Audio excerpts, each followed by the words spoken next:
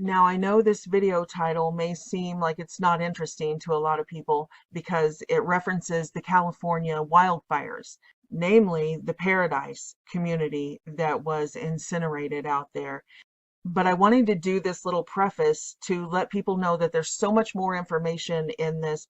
It's also about the directed energy weapons, which, as we know now, are going to come more and more to the forefront as we move into the future, now that they've turned humans into IP addresses with these injections. And this program is ongoing, so it's going to get worse and worse. So this video isn't just about the old Paradise wildfires out in California. It's about so much more. In fact, I would say the majority of it, or at least half of it, deals with the human trafficking and the underground railroad system that they have in these abandoned buildings, these abandoned ranches and buildings, and these different areas where they are trafficking these children. And not just children, but this ties into several videos that I've done in the past, and including some that I have coming up, like right here on the screen with the Charles Manson cult, that a lot of people don't realize that that Spawn Ranch that they were living on out there, it was actually an old movie set. And the rumors were it was abandoned. It was used, it was like an old Western town, and they still like rented horses and did that type of thing. But the down low on that was that they were making snuff films and pornography films out there, and had been going all the way back to, like the era of Errol Flynn, and especially up into the 60s, and so with the Laurel Canyon era and all of that.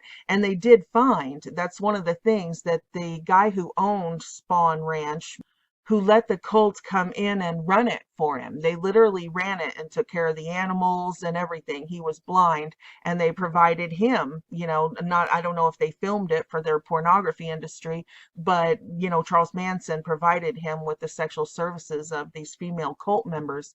So it was a real sordid deal out there, that they were sex trafficking, and they found bodies out there in what, 1977. And suspiciously, even though he had worked for the owner of the ranch, Mr. Spawn, for over a decade, it was like no big deal. Oh, he just disappeared, But one of the Manson cult members showed the authorities where the grave was, and they found his body in 1977. So there were definitely murders going on out there that the owner of the ranch and others just weren't concerned with or weren't reporting. So the reason I'm bringing this up in this intro right now is because this sex trafficking industry and this whole cabal thing is always linked to these wildfires. In 1969 is when the whole thing blew up with Manson and the Bianca Tate murders and all of this in Hollywood. And again, we've talked about this in past videos. Why is it that this crazy guy who had been in prison all of his life, obviously he was in the MK Ultra prison programs, but yeah, when he comes out, then he's like hanging out at the mansions of the Beach Boys.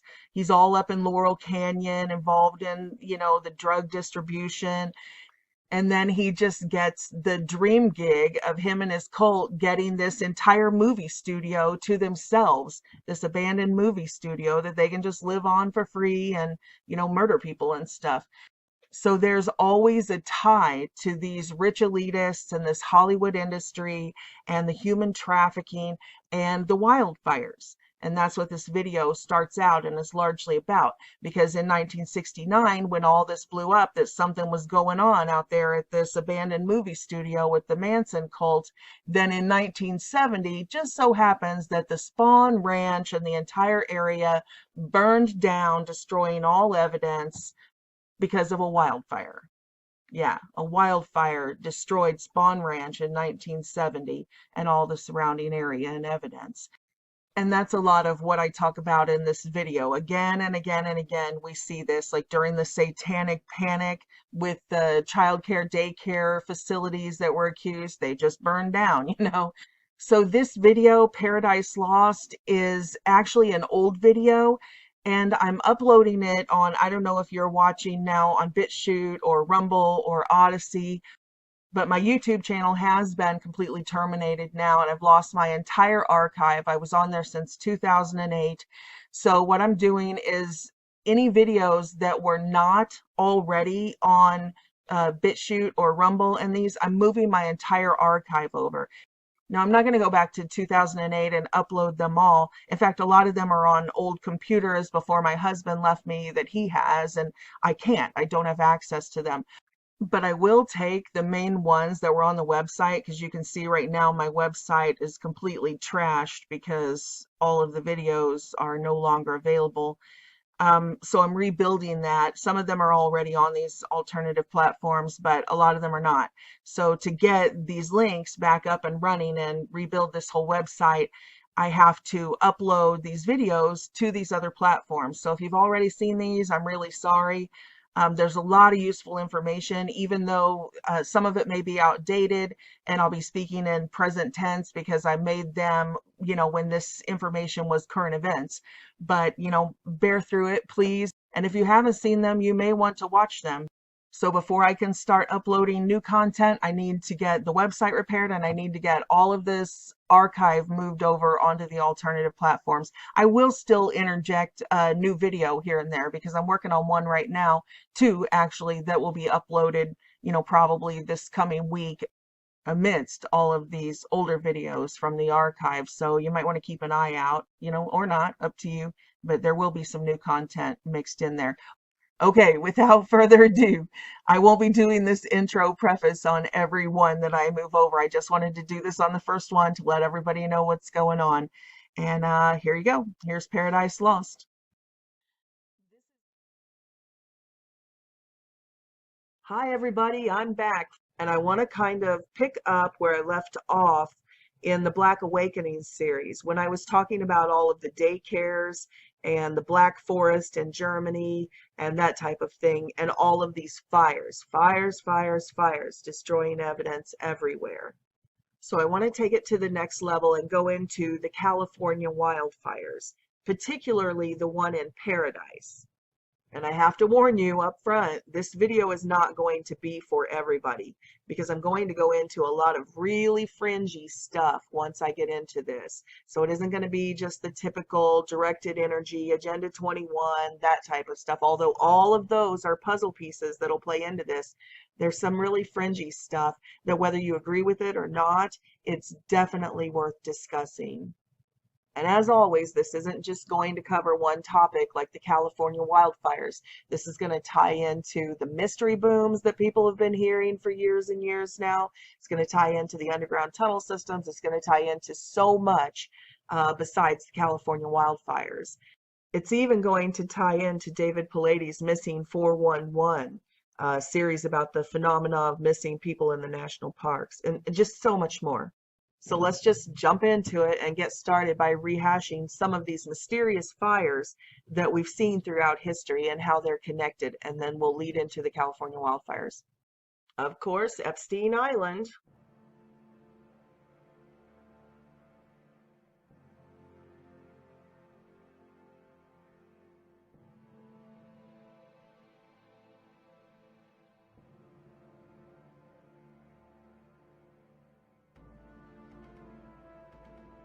After he gets arrested as registered sex offender with, the Lolita Express and all of the stuff, yeah, there's a major earthquake and it all just burns down. And again, earthquakes are another symptom of these directed energy or these frequency weapons. So there's that. And then, of course, there was the fire at Hillary and Bill Clinton's house in New York. And we know that she had her private server and all of that when she was Secretary of State. It's just hilarious that they're prosecuting people over hush money to some prostitute or something.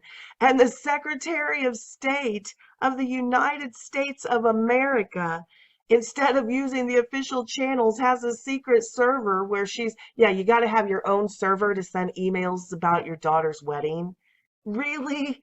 And then she hires some high-tech firm to completely wipe it in ways that aren't even available to the regular public. Now, why would you do something like that to hide emails about your daughter's wedding? I mean, it's just so ludicrous, the stuff they expect us to believe. But anyway, obviously, they are always covering up evidence of their crimes. And of course, they had a big house fire on January of 2018. Of course, all of us who watch more than just CNN and the Oscars, we've been aware forever that the Clintons are neck deep in this human trafficking ring. And again, it's not a conspiracy theory. It's a fact that Laura Silsby, who is connected to the Clinton Foundation, who was setting up this humanitarian effort in Haiti, was caught at the border and arrested with 33 children she had kidnapped. And she was trying to say they were orphans and all of that, but their parents were still alive. She was convicted. This isn't just a charge without due process. She was convicted. Her sentence and charges were reduced after an intervention by Bill Clinton. And we saw the same types of things happen in the UK when Seville and others connected to the royal family were under investigation. The investigators, the police actually said that a member, in their press release, that a member of the royal family had spoken on behalf of Seville and stuff like that. So these people are interfering with investigations, arrests, charges of these human traffickers. Now, why would that happen? And they have such a huge network, they have to have their own server. Their own server? So a lot of people wrongly think that the whole, Pedogate scandal started with the WikiLeaks emails between Podesta and Clinton and all of that. But that's not true. It actually started with these international human trafficking busts. That's when people started noticing the connections between these quote unquote humanitarian efforts and orphanages and that type of thing, and all of these politicians and celebrities. Even Oprah Winfrey, remember she opened that orphanage and the school for girls in Africa, and then they had all of those sex abuse scandals that the staff was raping the children. Right here, this is ABC News. This isn't some conspiracy channel. ABC News. Cops probe body of dead newborn found at Oprah Winfrey's school. Of course, you want to find this now. Good luck finding this article, because if you type in, like I just typed in, Oprah Winfrey orphanage sexual abuse, you'll go through 600 pages of stuff about Michael Jackson and people she's had on her show, but not one single article about what happened at her school for girls. You really have to dig. They're controlling the search engines really deep now. But the point is, this stuff does go on. It's a fact. It's not a conspiracy theory. People are getting convicted. We have the court documents. It is real. And there is an organized effort destroying the evidence and the servers being wiped and stuff being done by the politicians, but the media are complicit in covering it up and perpetuating that propaganda that, oh, it's just some emails about her daughter's wedding. Yeah, okay.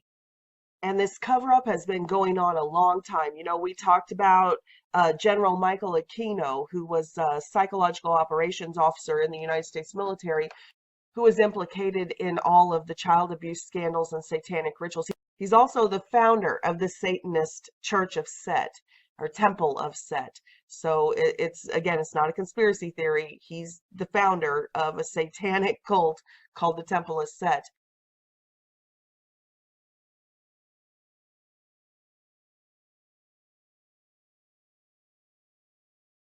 But anyway, he was implicated in all of these child abuse cases in daycares, particularly at the Presidio out in California.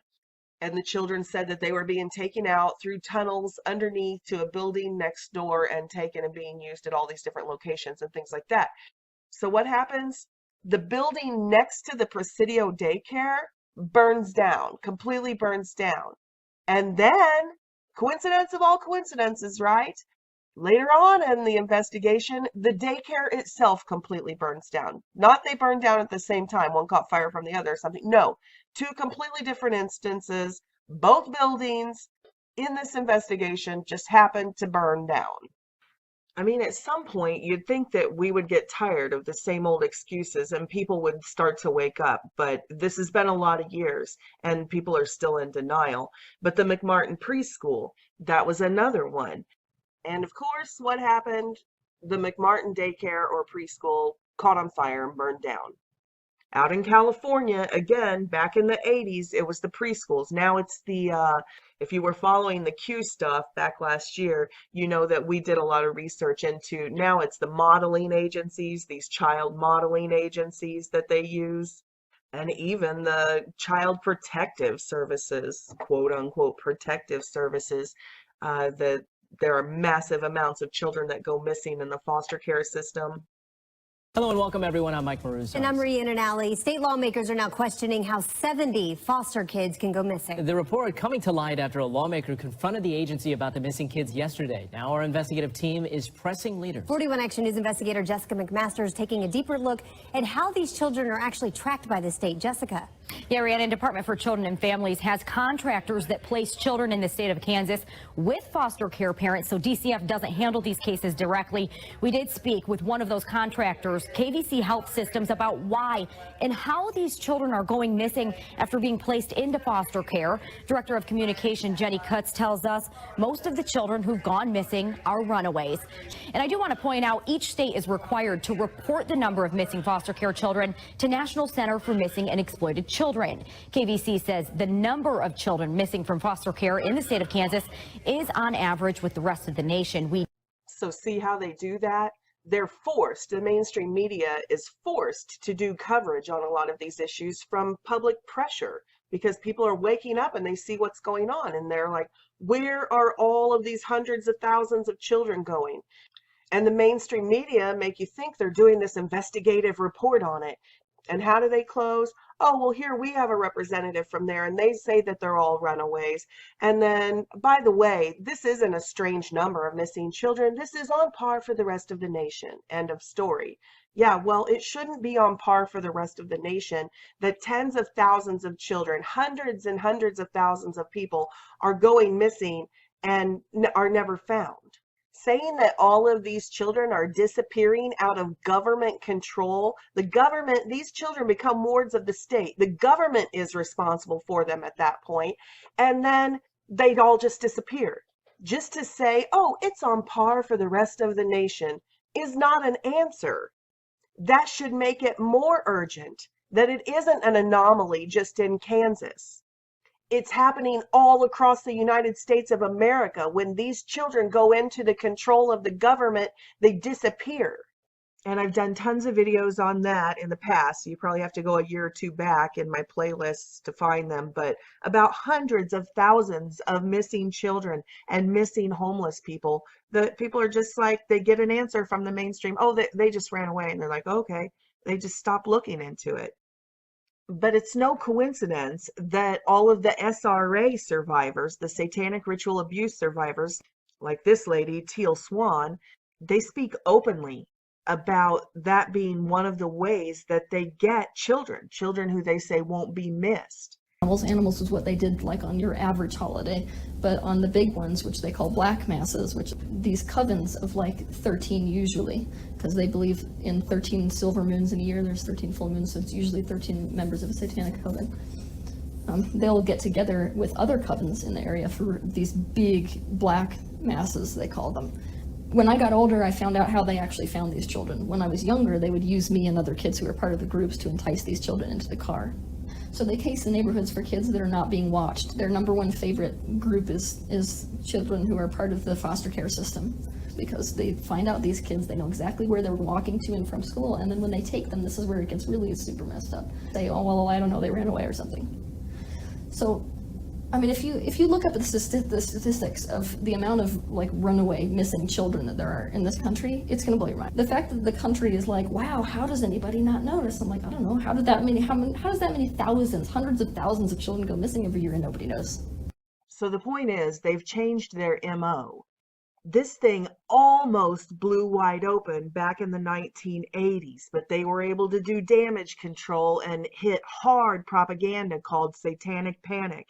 And they hired and brought forth all of these psychologists and put them on all the, Oprah Winfrey's show, Geraldo Rivera, and like the Larry King nighttime shows and stuff. And they were able to do damage control and convince everybody that these thousands upon thousands upon thousands of children that were coming forward talking about this network, that those were all just memories that their therapists planted in their heads and stuff like that, despite all of the medical evidence that, they had STDs, 4-year-olds with STDs and all that sort of stuff.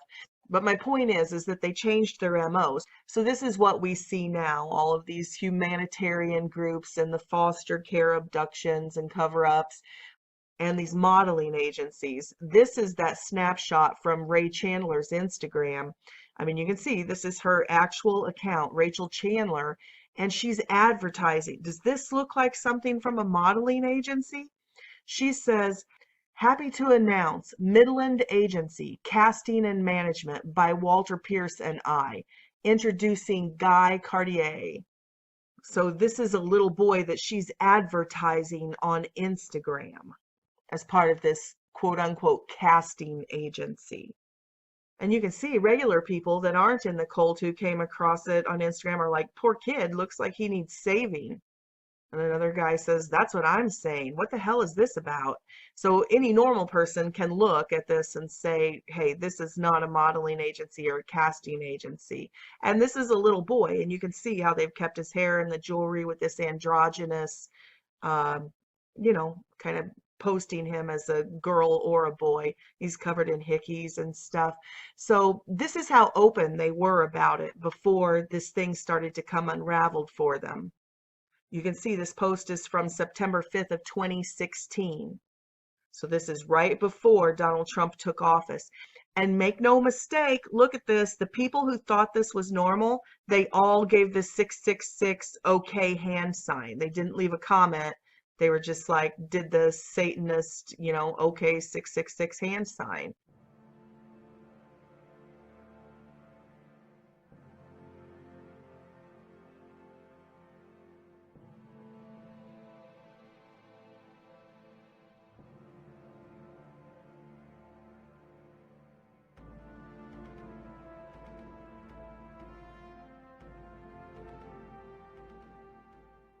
Both of these people.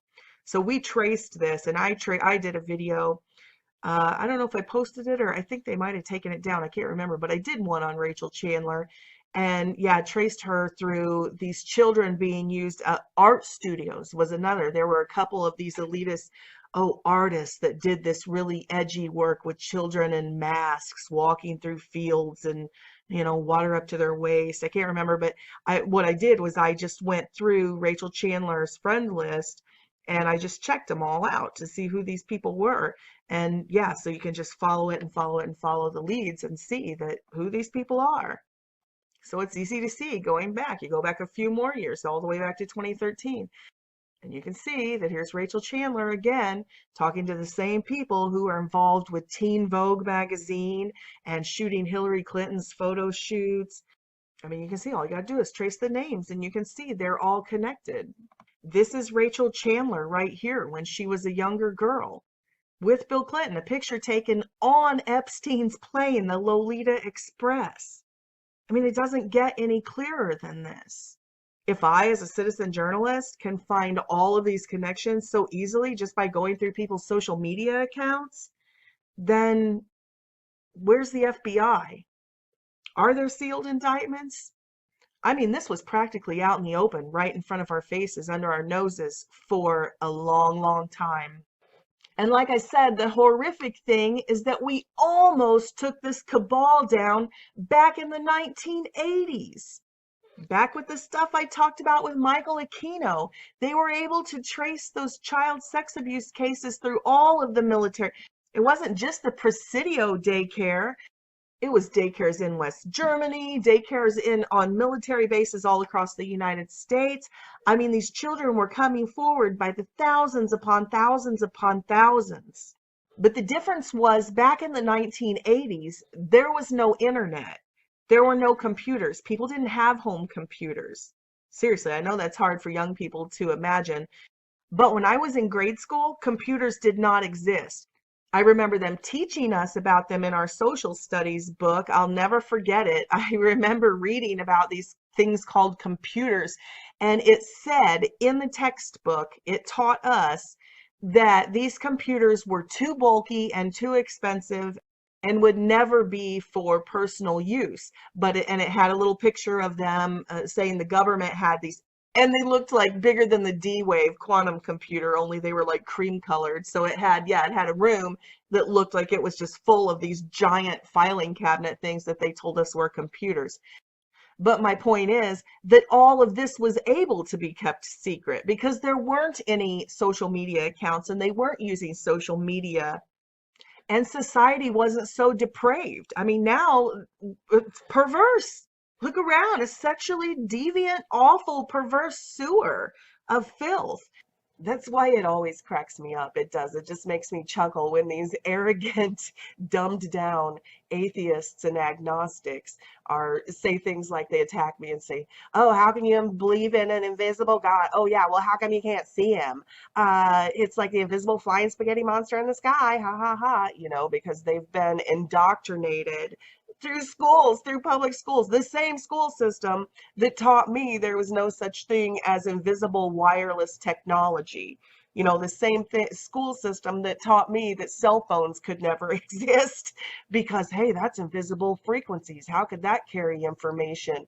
Oh, no, Yeah, when I came up, there were no cell phones. There was no Wi-Fi, wireless technology. There were no microwaves. So that's as stupid. I just chuckle at these atheists who say, oh, invisible God is such a concept. They can't even wrap their mind around it. But yet for older people like me, I've lived through it. I've lived through the nonsense that they called quote unquote science and seen that they were completely ignorant of how big reality is and how things actually work with the invisible realm and frequencies back then. So I lived in a time when there were no microwave ovens. So an atheist might say something like, "Oh, that's impossible that you could cook an object with just invisible." Yeah, just invisible air. There's no fire there. I don't see any fire. You're delusional.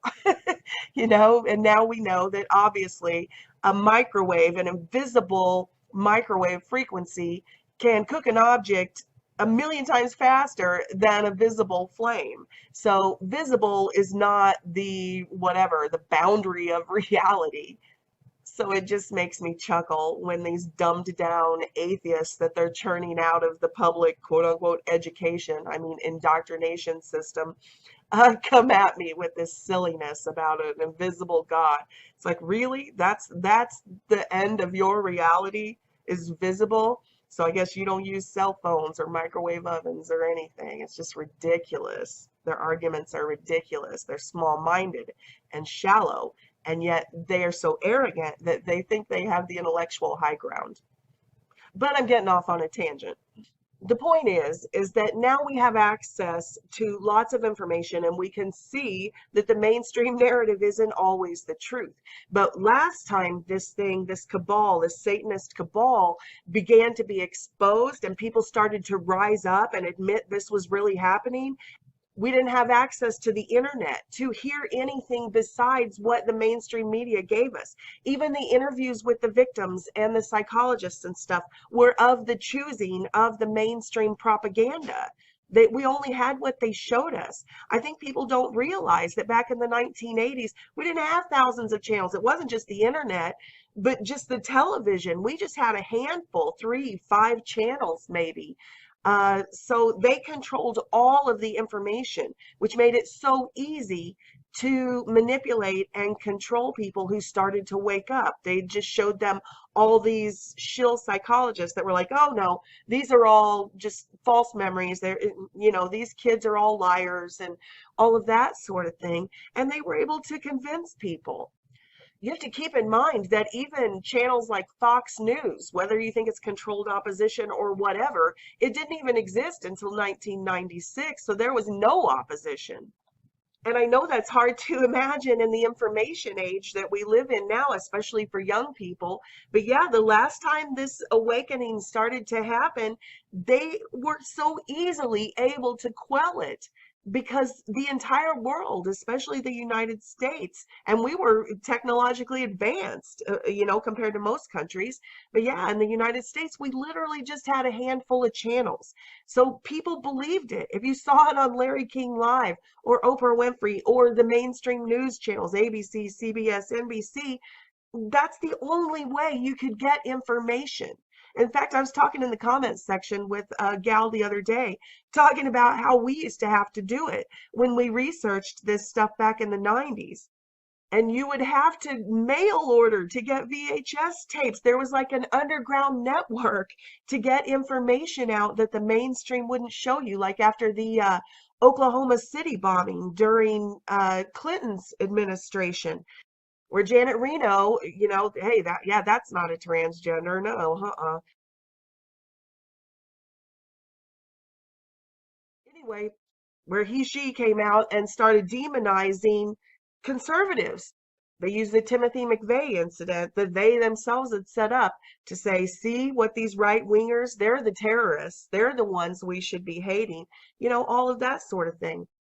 So it wasn't the Obama administration and Janet Napolitano and everybody who started that movement. They've been working on that for decades and decades to demonize us so that, they can criminalize us. That's the whole Antichrist agenda. That's exactly the way Hitler did it in Nazi Germany. Oh, remember the Reichstag fire, the attack on the German parliament building?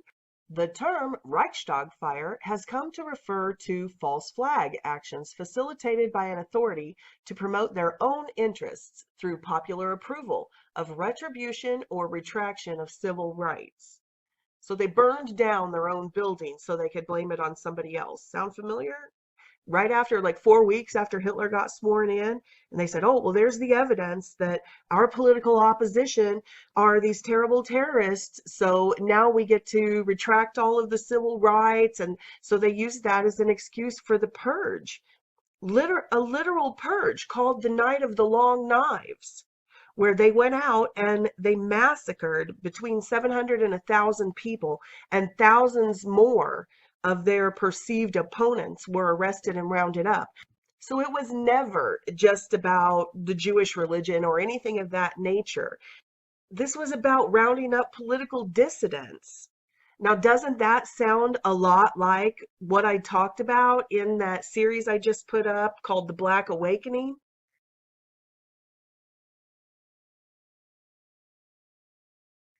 That there will be at some point, there will be a Night of the Long Knives where, boom, they launch it and they go and they round up the political dissidents, and, lots of people were executed in the dreams and visions that I put in there. That's exactly what people report, that they've been shown by the Lord is coming. And it's not beyond comprehension because it's already happened in history more than once. And although this purge, that's the words they actually used, this purge of political dissidents has already begun in America. No, they haven't rounded us up yet. They've got the FEMA camps ready. Everything's ready. But you can see on social media this purge. They're taking down political dissidents, not because we've done anything wrong or we're criminals, just because they don't want any freedom of speech that disagrees with the official narrative. So whether it's, any of these mass events that are happening, or whether it's just election time and we want to expose the crime syndicate, it doesn't matter. If you say anything that is not leftist or liberal, there's a chance they'll take your channel down. I mean, they've completely demonetized my channel, not my videos. They said I'm ineligible, like the old civil rights movement with the white drinking fountains and black drinking fountains. They've literally said I'm not allowed to drink out of their fountain. It's open discrimination. It's open prejudice against an entire people group. And look, nobody in America cares. Yeah, we're having these congressional hearings, but nothing changes. Just this past week, again, Project Veritas, they got the inside goods on Facebook and the social media. Insiders who actually worked at Facebook, turning over the documents and the screenshots of their internal communications, talking about targeting dissidents and showing the troll codes that they put on us, that they have an actual system to target individuals in this tyrannical Nazi style cyber book burning, where they are going to purge the internet of dissidents. History is repeating itself right in front of our eyes, and yet people watch this as if it's entertainment, and they're doing nothing. Where is the conscience of the people who are working in all of these social media sites? There shouldn't be one whistleblower turning over documents. There should be hundreds and thousands of young people who you can't identify, you can't reason and logic and identify that you are targeting an entire people group. I mean, this is a call to action. Not everybody who works in these cubicles in these industries are in the cabal. And if you're not, and you're seeing this stuff, you have a duty to humanity to report these crimes against humanity. And if you don't, silence is consent. It's that simple. The Nazis at the Nuremberg trials, every single one of them pled the same thing. They said, we were just following orders. Well, we were just following orders, as if that's some excuse to commit crimes against humanity. It doesn't matter. If these giant social media giants are forcing you at your job to take part in launching this tyrannical regime, you need to come out and do something, because you will have to answer to it. There wasn't an excuse at the Nuremberg trials. The people who went to those tribunals when this was all exposed, they paid with their lives. They were found guilty.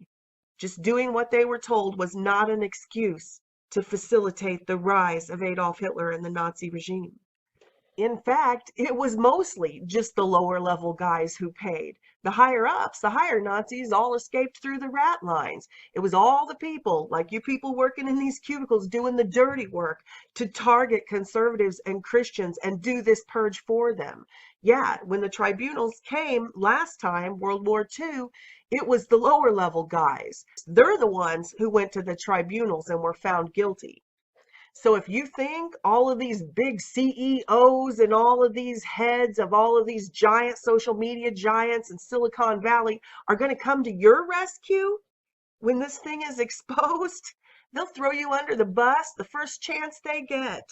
They have people in place. They have networks of attorneys and cover-ups and police officers and corrupt judges and politicians and lobbyists. They have people in place to protect them, but they're not going to care about you. The people who they actually charged with doing the dirty work and censoring us and purging us. Mentioned a video by Lauren Chen, formerly known as Roaming Millennial, and said that her video on social justice warriors was destructive behavior. It was in a presentation given to the moderators in order to teach them how to further suppress content. The document reads, yes, their meme content is seriously bad, but let's examine troll behavior more broadly. Trolls are involved in many destructive behaviors on Facebook, including toxic meme creation, black propaganda, and red-pilling normies to convert them to their worldview. And then they include the example video, which is Lauren Chen's. Lauren Chen is like the nicest, sweetest conservative you'll ever see, and Facebook calls her a destructive troll for trying to convert people to her worldview. Good grief. Does anybody else see the irony here? That they're using the bogus excuse that it's like cyberbullying or hate speech to explain your worldview if you don't agree with them. Yet they are the biggest bullies. They're not just saying they disagree with people or saying their worldview. They are physically harming. They're trying to take people's jobs, take people's incomes, make them homeless and poor. You know, they are cyberbullying, like actually bullying, not just saying things that offend people. They're actually writing programs, writing computer code, putting tags on you, deboosting you, taking your income so you can't feed your children or pay your rent. They're beyond cyberbullying. They're actually causing physical harm to people that they disagree with. They are the biggest cyber bullies, real bullying, not just BS excuses like they use. It's not bullying to have a difference of opinion or to speak of your own worldview if you disagree with the mainstream worldview. That's not bullying, but it is literal bullying when you target people's income and try to get them fired from their jobs, try to take their life's work down, try to cause harm to them and their families financially, to their reputations. Cyberbullying, like name calling, calling this poor girl a troll, a destructive troll. I mean, they're the bullies. The irony, the hypocrisy, it's unbelievable. Lauren, now that you're not just some independent YouTuber and you're working for The Blaze, which I will withhold my comments on for now, you need to sue Facebook for defamation. James O'Keefe personally met with and interviewed the source of the documents, and then went out and found and confronted the Facebook employee who was responsible for writing the report. We asked Yamamoto about the insider actually seeing a troll score under the fake account index in CRT, Facebook's back-end content review tool. You actually created this report, did you not? Don't actually have any comment on any of this. Yamamoto issued a no-comment comment and fled the scene. He then confronted face-to-face the Facebook engineer who literally wrote the code to deboost people's live streams. We'd like to talk to you about why this code shows up on all of these pages. And I can give these to you.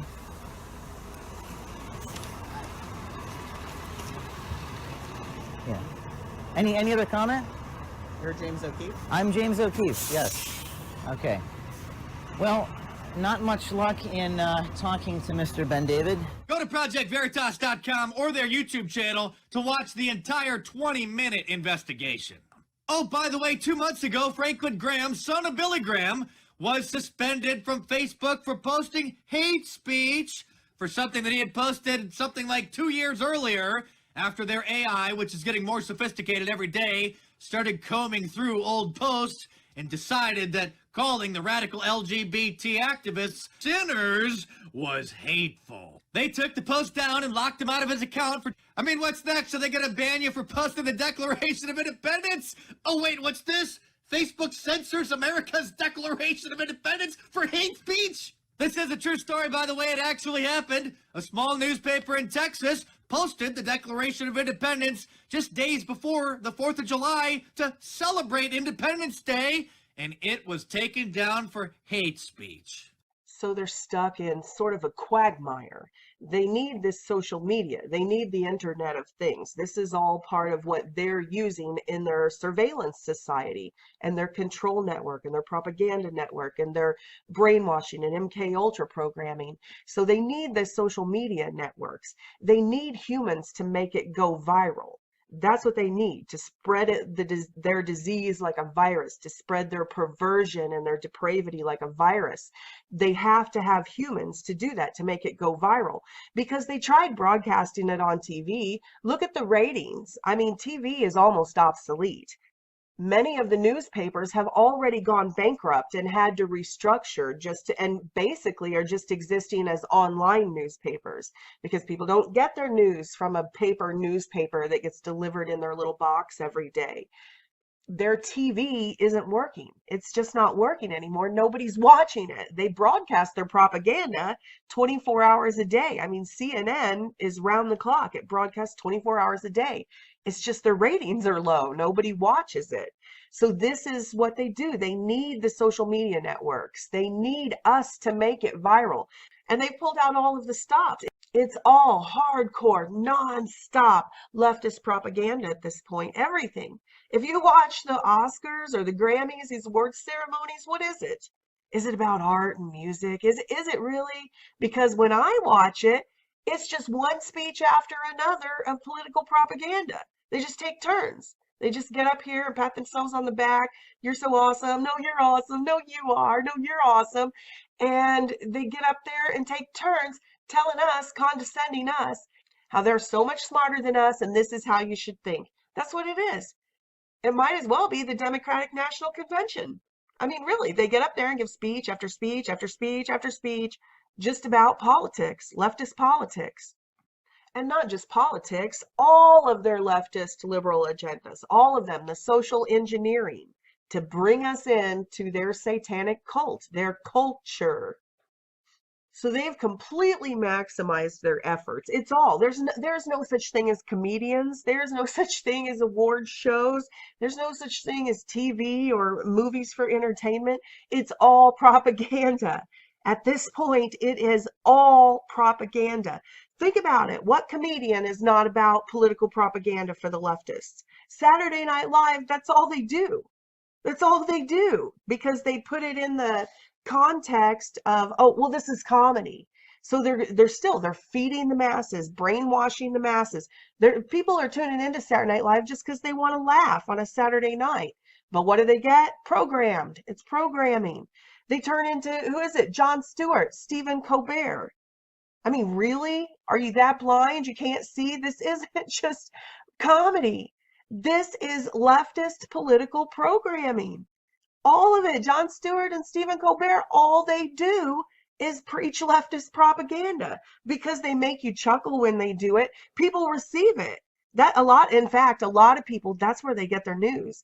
The younger people, they don't watch CNN or anything. They think they're getting news from Stephen Colbert or Saturday Night Live. And really they are, because it's the same exact thing they're saying on CNN. It's just they put it in a different format. So, I mean, you can see why it works because it's intense. You try to watch the Oscars. What do you get? Political speeches. You try to watch Saturday Night Live. What do you get? Political programming. You try to watch Stephen Colbert. What do you get? Political programming. I mean, you can see, try to go to a Hollywood movie. It's got a message, you know. So, I mean, you can see why it's so effective.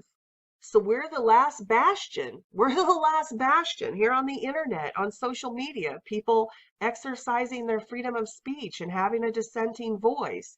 And they can't stand it. They can't take the whole internet down because they need it for their control network. So they're trying to take us out systematically, and they're doing it. You guys know it. How many channels you know? We all go through the same thing. Oh, my channel gets taken down. Oh, I got demonetized. Oh, I got, you know, it's just cyberbullying nonstop from these people. And it's not just taking us down. It's like we talked about the Facebook thing. They're writing the computer code and the algorithms to disappear us. Shadow banning. So let's do Waco. Let's just check Waco Siege. We'll type it in right here in front of you and we'll see. Waco Siege. Oh gosh, that's weird. It's all mainstream. History Channel.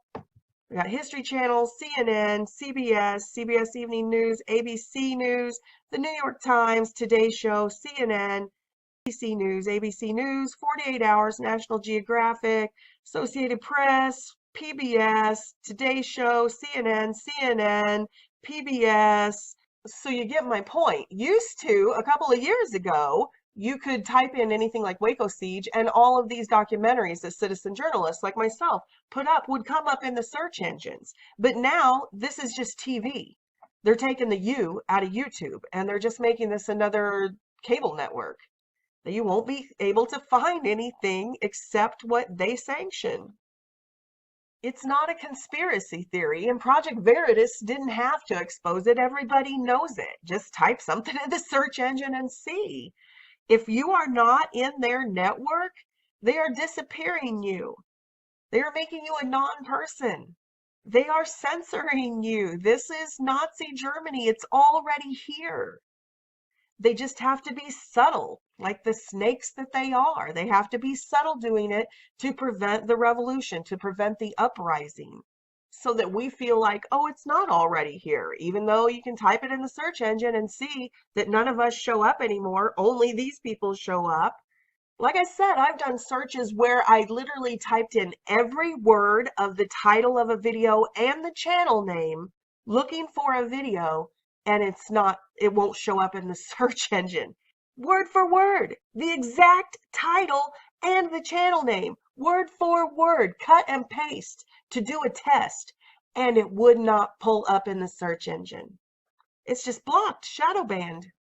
And you guys know, because I get hundreds and hundreds of emails and messages a month saying, well, they unsubscribed me from you. I had to like this video 4 times because I kept liking it, they kept erasing it. Well, I thought you hadn't posted anything in 6 months because I stopped getting notifications. Just like Project Veritas just showed you, they have people working day and night writing computer code to disappear us, to erase all dissenting voices.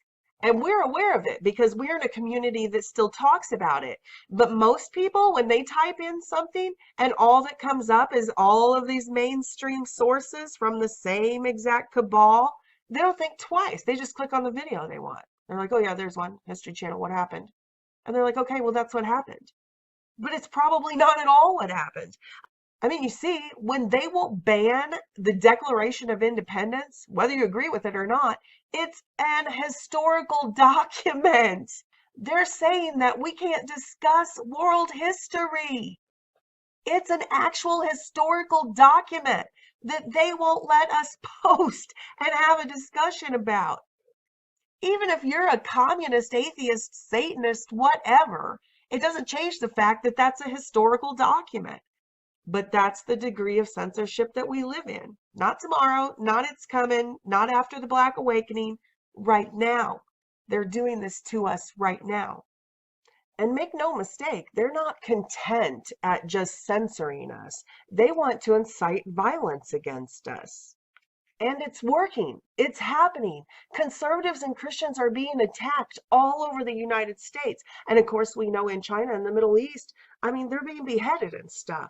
But here in America, the mainstream media is complicit in this, like Jesse Smollett. You have these Hollywood actors setting up these scenarios so that they can incite violence against us.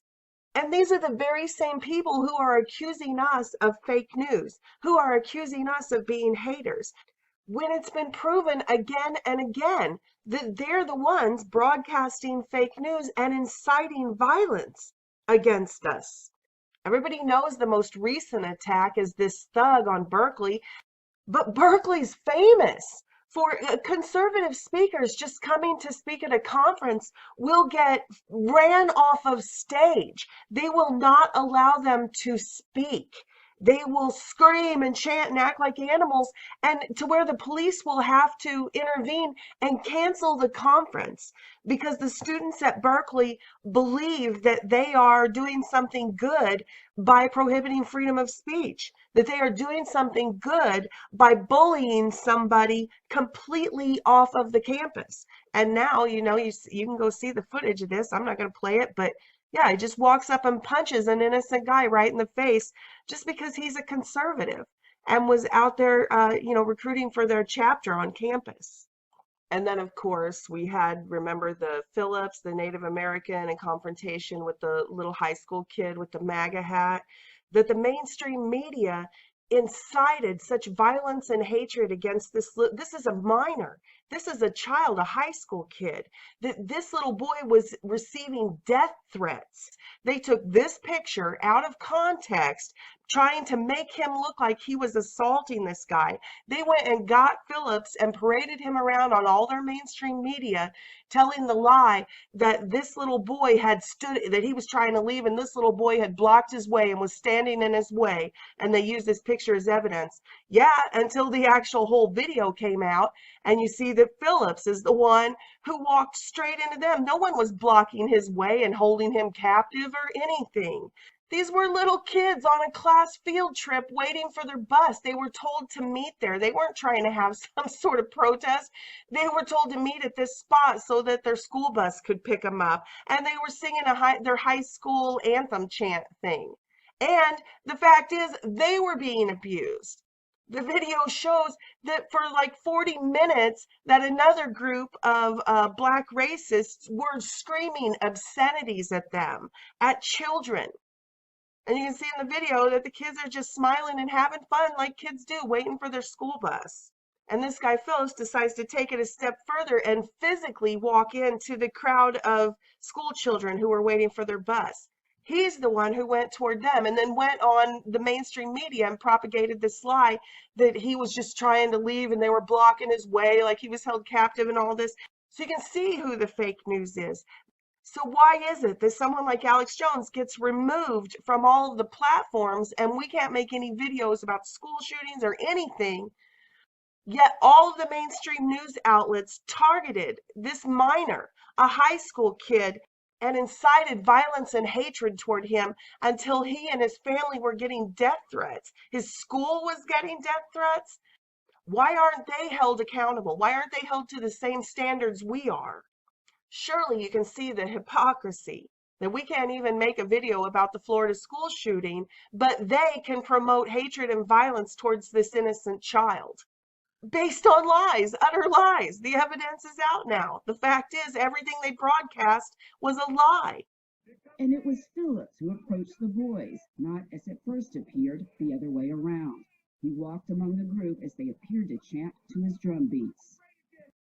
We see it again and again. They're purposely inciting violence against us. I mean, Jesse Smollett's the perfect example.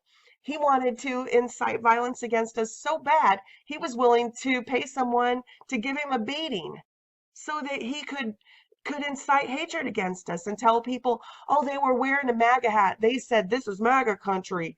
And it was because LGBT and because he's black and all this. So we know this is proven. He's been arrested.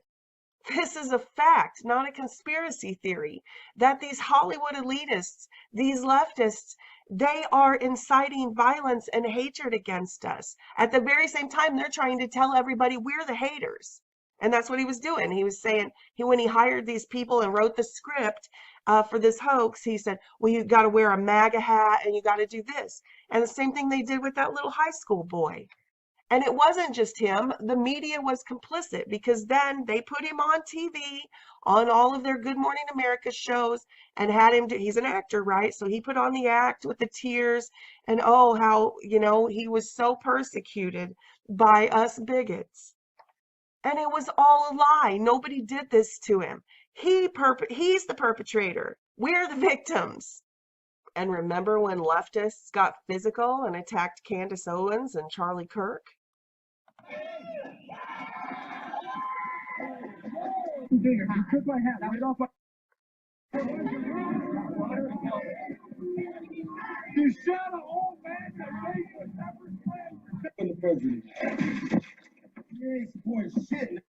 So the point is, it's going on all over the nation.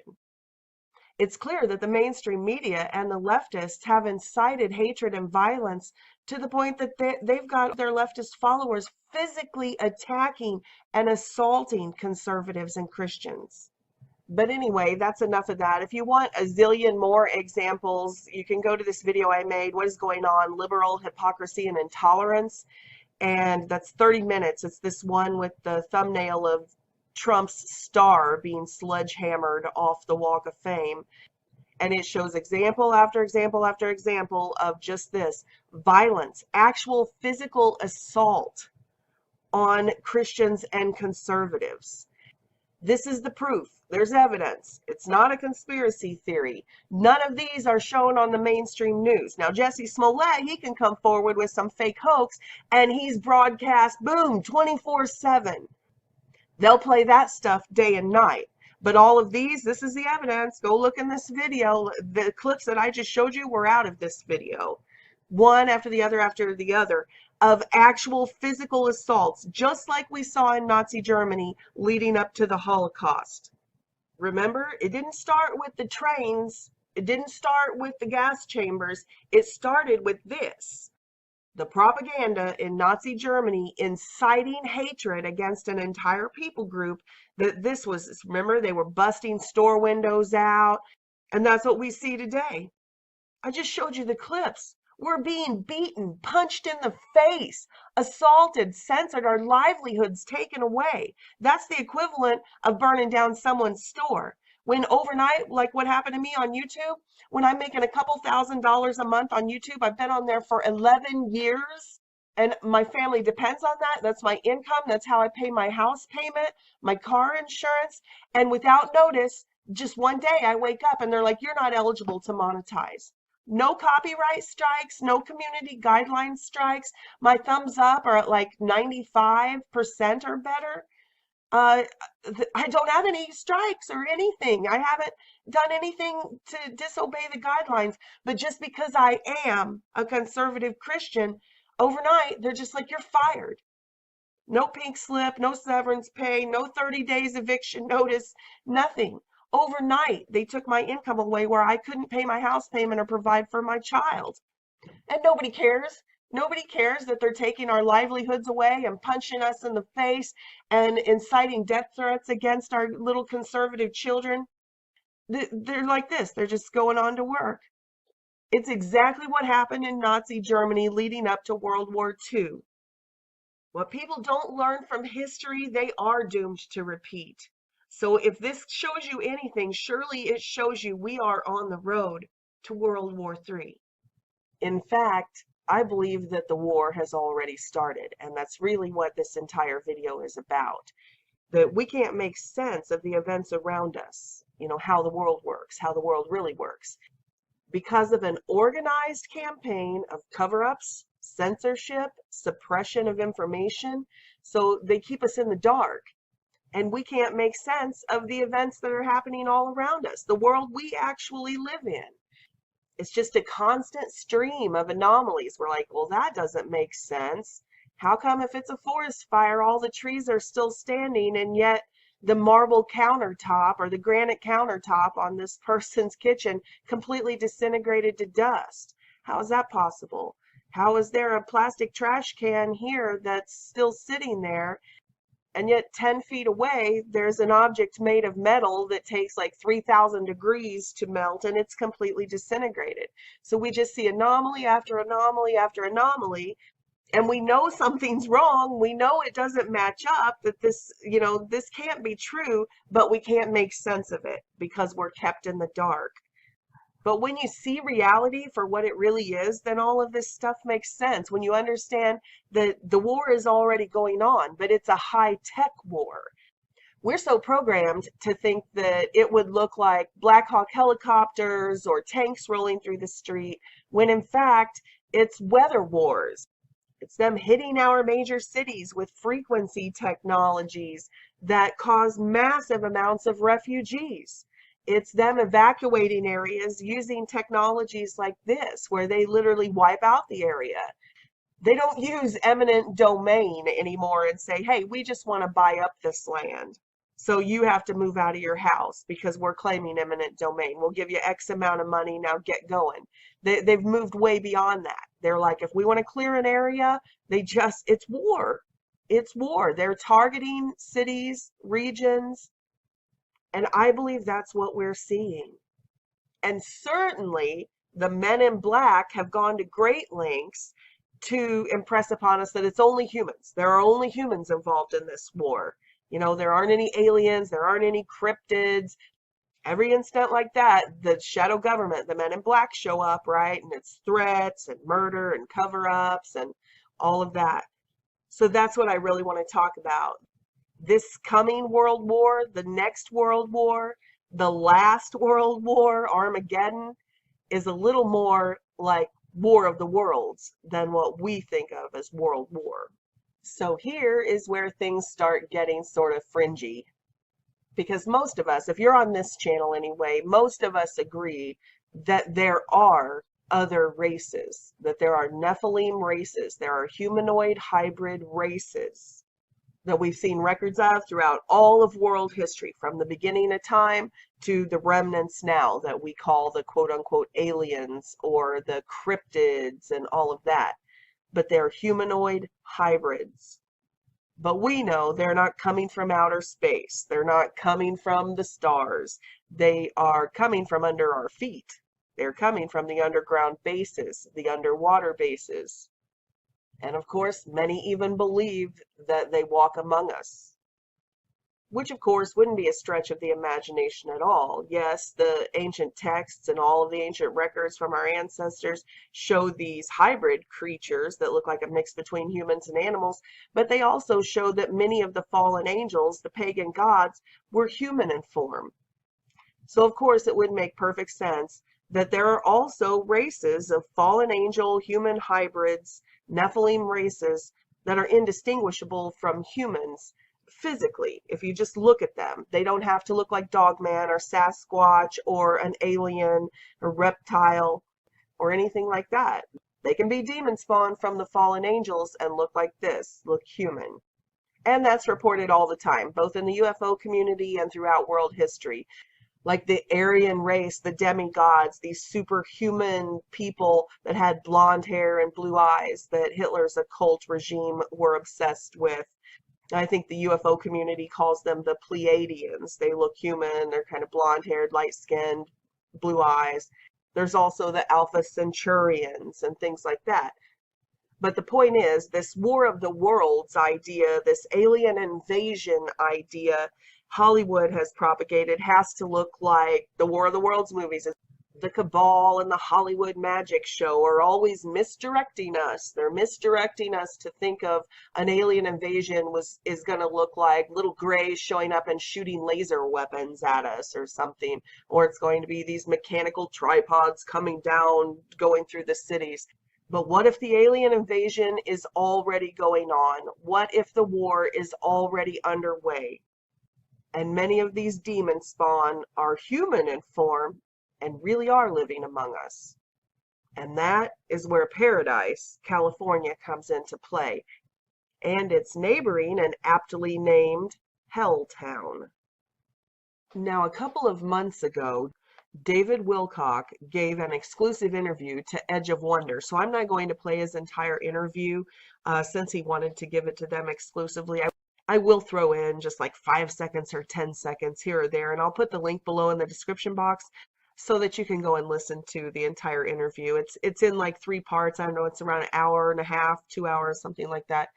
But anyway, this is extremely fringy, but extremely fascinating, because I have studied David Wilcock forever, since he first came out and nobody had ever heard of him.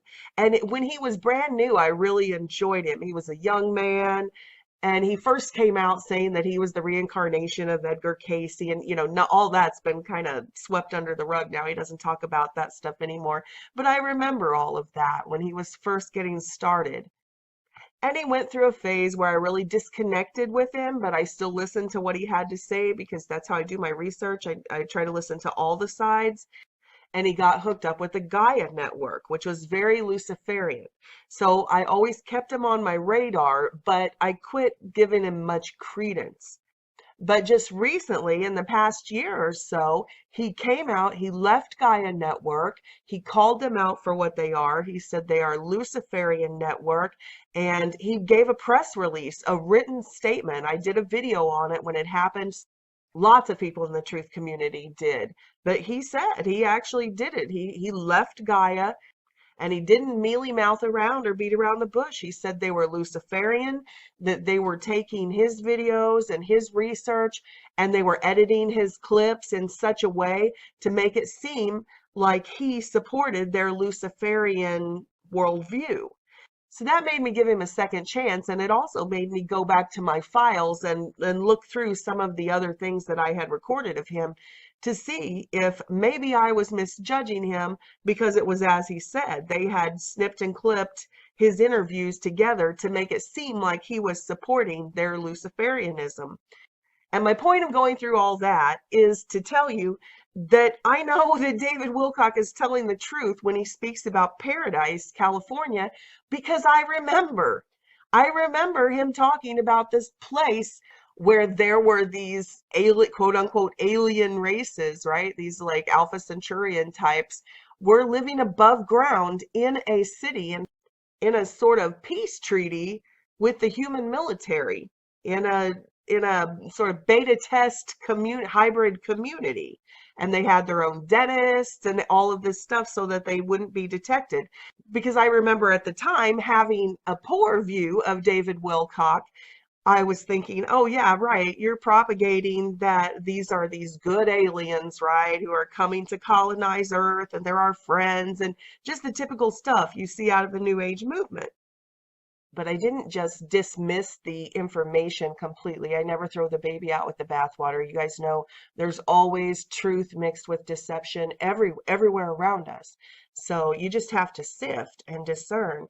And since I had been listening to him for so long, I did find evidence that his sources, his secret sources from the military and these different agencies, had been proven true over the years several times. You have to watch it play out over several years, but many times things that he had said years before were absolutely proven true later. So I did have a measure of faith in his sources, although I didn't have complete faith in their interpretation of events and who these people were, and David's interpretation or perception of what was happening. But it's a compelling idea, like the TV series Eureka, that there would be an entire town set aside, not just underground bases, But of course, there could be a town or a community or several of them set aside for these types of experiments. But keep in mind that his sources in these agencies were telling him about this town, Paradise, California, back 9 or 10 years ago, and he was telling us about it. But now, in hindsight, I mean, you have to admit, what are the odds? It's at least compelling that all these years later, then we have this incineration of the entire area and all of these people who were living in these communities who just seem to be unaccounted for in this exact location in Paradise? In Paradise? For 11 years. And it's the most important small town in the United States where these people were being given safe haven and refuge. Okay? And I'm not making this up. I've got recordings with Henry Deacon going back to 07, 08, 09 that I could dig out where we're talking about Paradise, California. This is nothing new. And I've had 3 other insiders confirm that these treaties exist and that the only 2 cities like this in America were Paradise and someplace in Nevada that we don't even know exactly where it is. And actually, this theory could explain a lot of the anomalies and mysteries surrounding this Paradise fire. For example, most of you know that a plaintruth.info was doing a series called Paradise Lost, and it was tragic because he was boots on the ground. He lives out there, and he was going to the shelters and the refugee camps and the Red Cross sites, and he was trying to account for the people and what they were saying on the news. And he kept broadcasting, I'm here, I'm in the shelter, I don't see, where are the people? And, you know, he was doing boots on the ground coverage of the actual event. And one of his videos that went really viral was this 52,000 missing people versus the 88 people reported dead. And here's another pathetic but interesting thing. I just realized when I went back to grab the clip from his video that his whole channel's been taken down. A plaintruth.info is gone. His life's work, thousands of videos. It was almost like 250,000 subscribers and gone. They took him down. So I had to grab this off of a mirrored channel that only has 27 views. If you guys are looking for him, he has a backup channel. It's called A Plain Truth 2. But he only has like 6,000 subscribers now, and his video views, he only has like 200 views on each of his videos. And I didn't plan this, but is this not the perfect example of my introduction to this information? That this is the reason why we live in a false paradigm, because this is really happening. It's beyond censorship. We live in a world that is nothing like they tell us it is. And they censor the dissenting voices so the truth can't get out. But yes, he was broadcasting the truth. He was there on the ground visiting the shelters. And he was in tears in his videos because he was saying, where are these people? There's 50,000 people unaccounted for. Where are they? And I think the information provided by David Wilcock absolutely has something to do with that. What if? Just entertain the possibility for the sake of having an interesting conversation.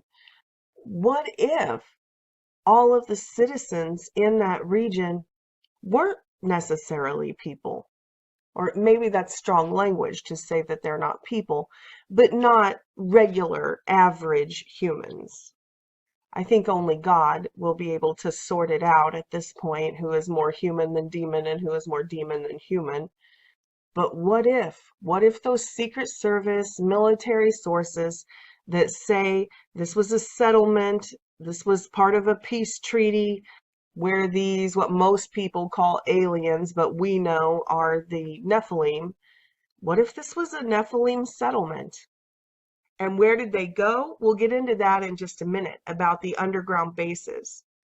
But here's some clips from a plaintruth.info's original coverage at the actual time of the Paradise, California disaster. The Guardian, the New York Times, USA Today, as you'll see, CBS, 60 Minutes, are all using the number that 52,000 evacuated. We can't find them, folks.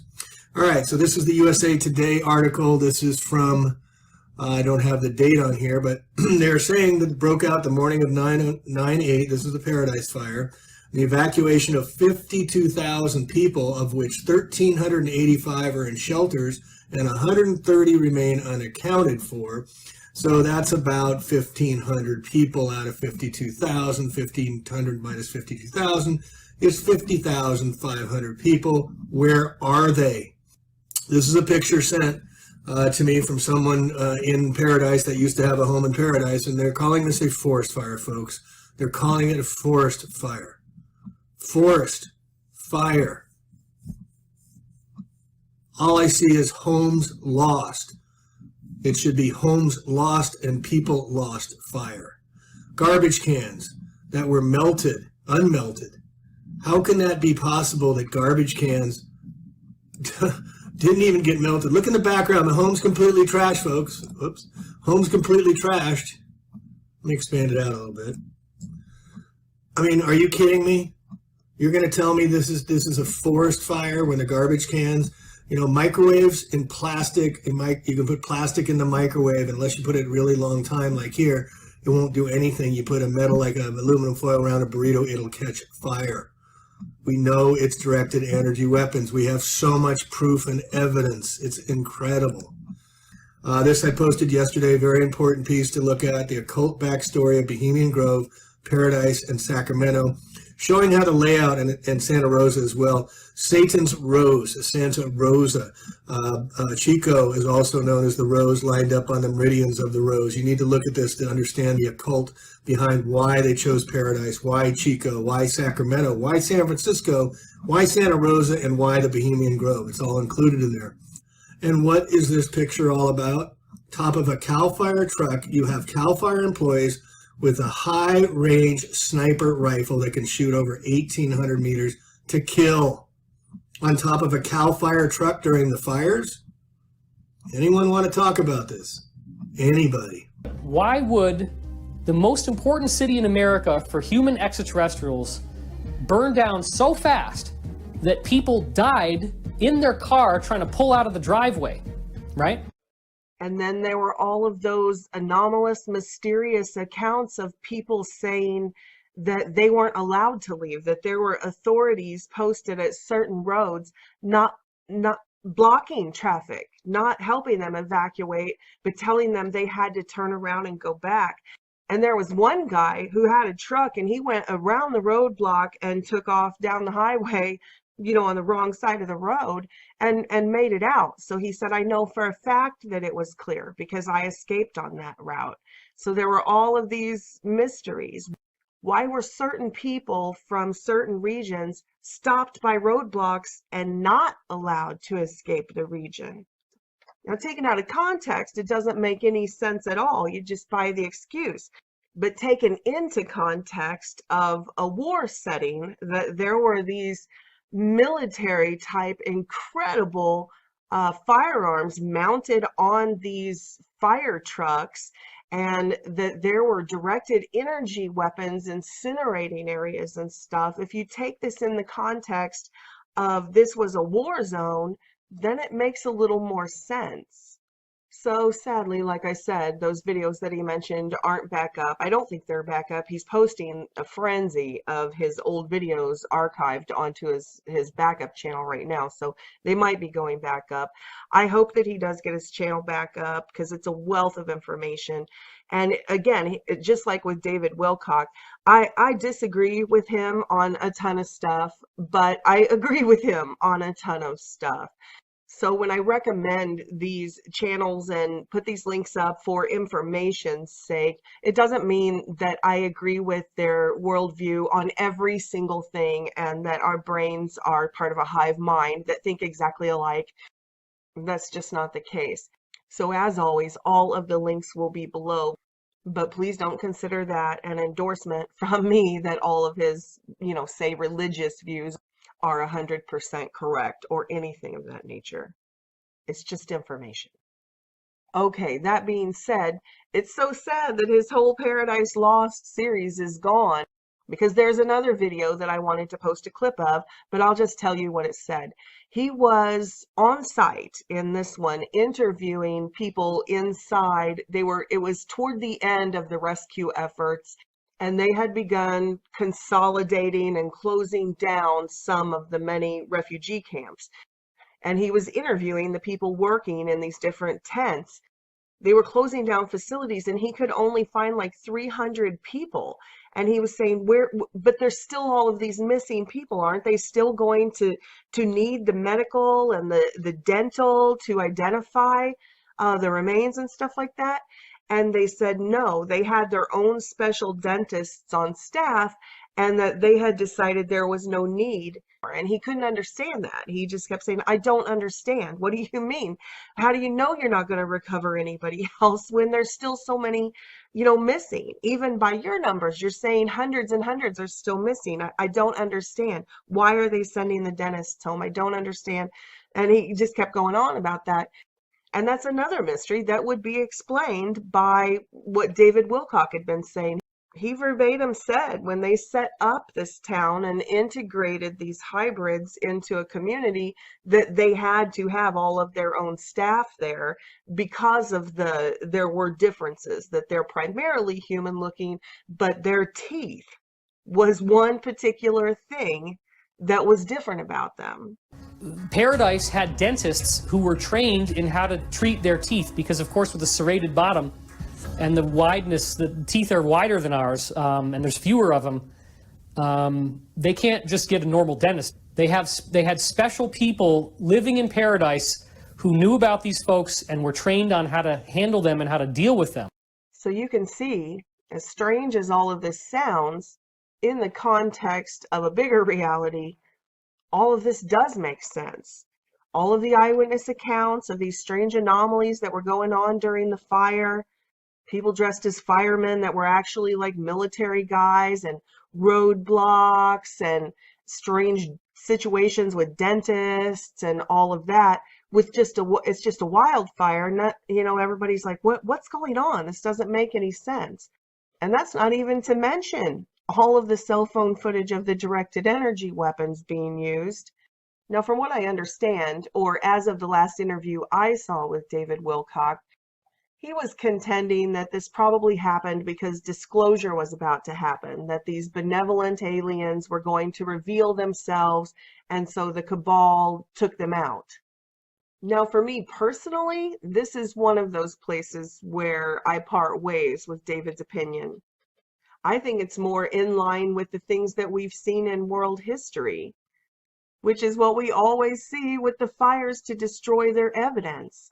Just like you saw with the McMartin preschool case, they filled in the tunnels and they burned down the building to hide the evidence. And I know David's coming from more of a UFO community perspective, but I think that all of us agree that there's a hybrid breeding program. All of the UFO and alien abductees say that they were harvesting eggs, harvesting sperm, they were creating hybrids, they took their fetus, all of those types of reports.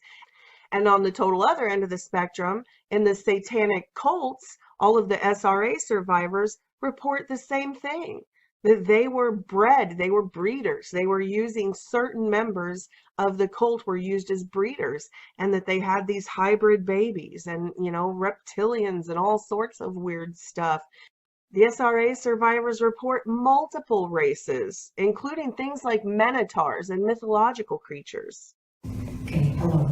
My name is Frances Toes, and as a way of introduction, I will tell you I am a client of Sandra Fax, and I have experienced Satanism in 3 types. So the ancient ritualistic type, the one that was made into a scientific method through MK Ultra, and a very high-tech variety as well. I've been used as a breeder to produce infants for sacrifice. I've been used in other breeding experiments. One of them was quite esoteric. It went on for years, and it involved being bred with a species that we think is mythological, but it isn't. It just comes from somewhere else.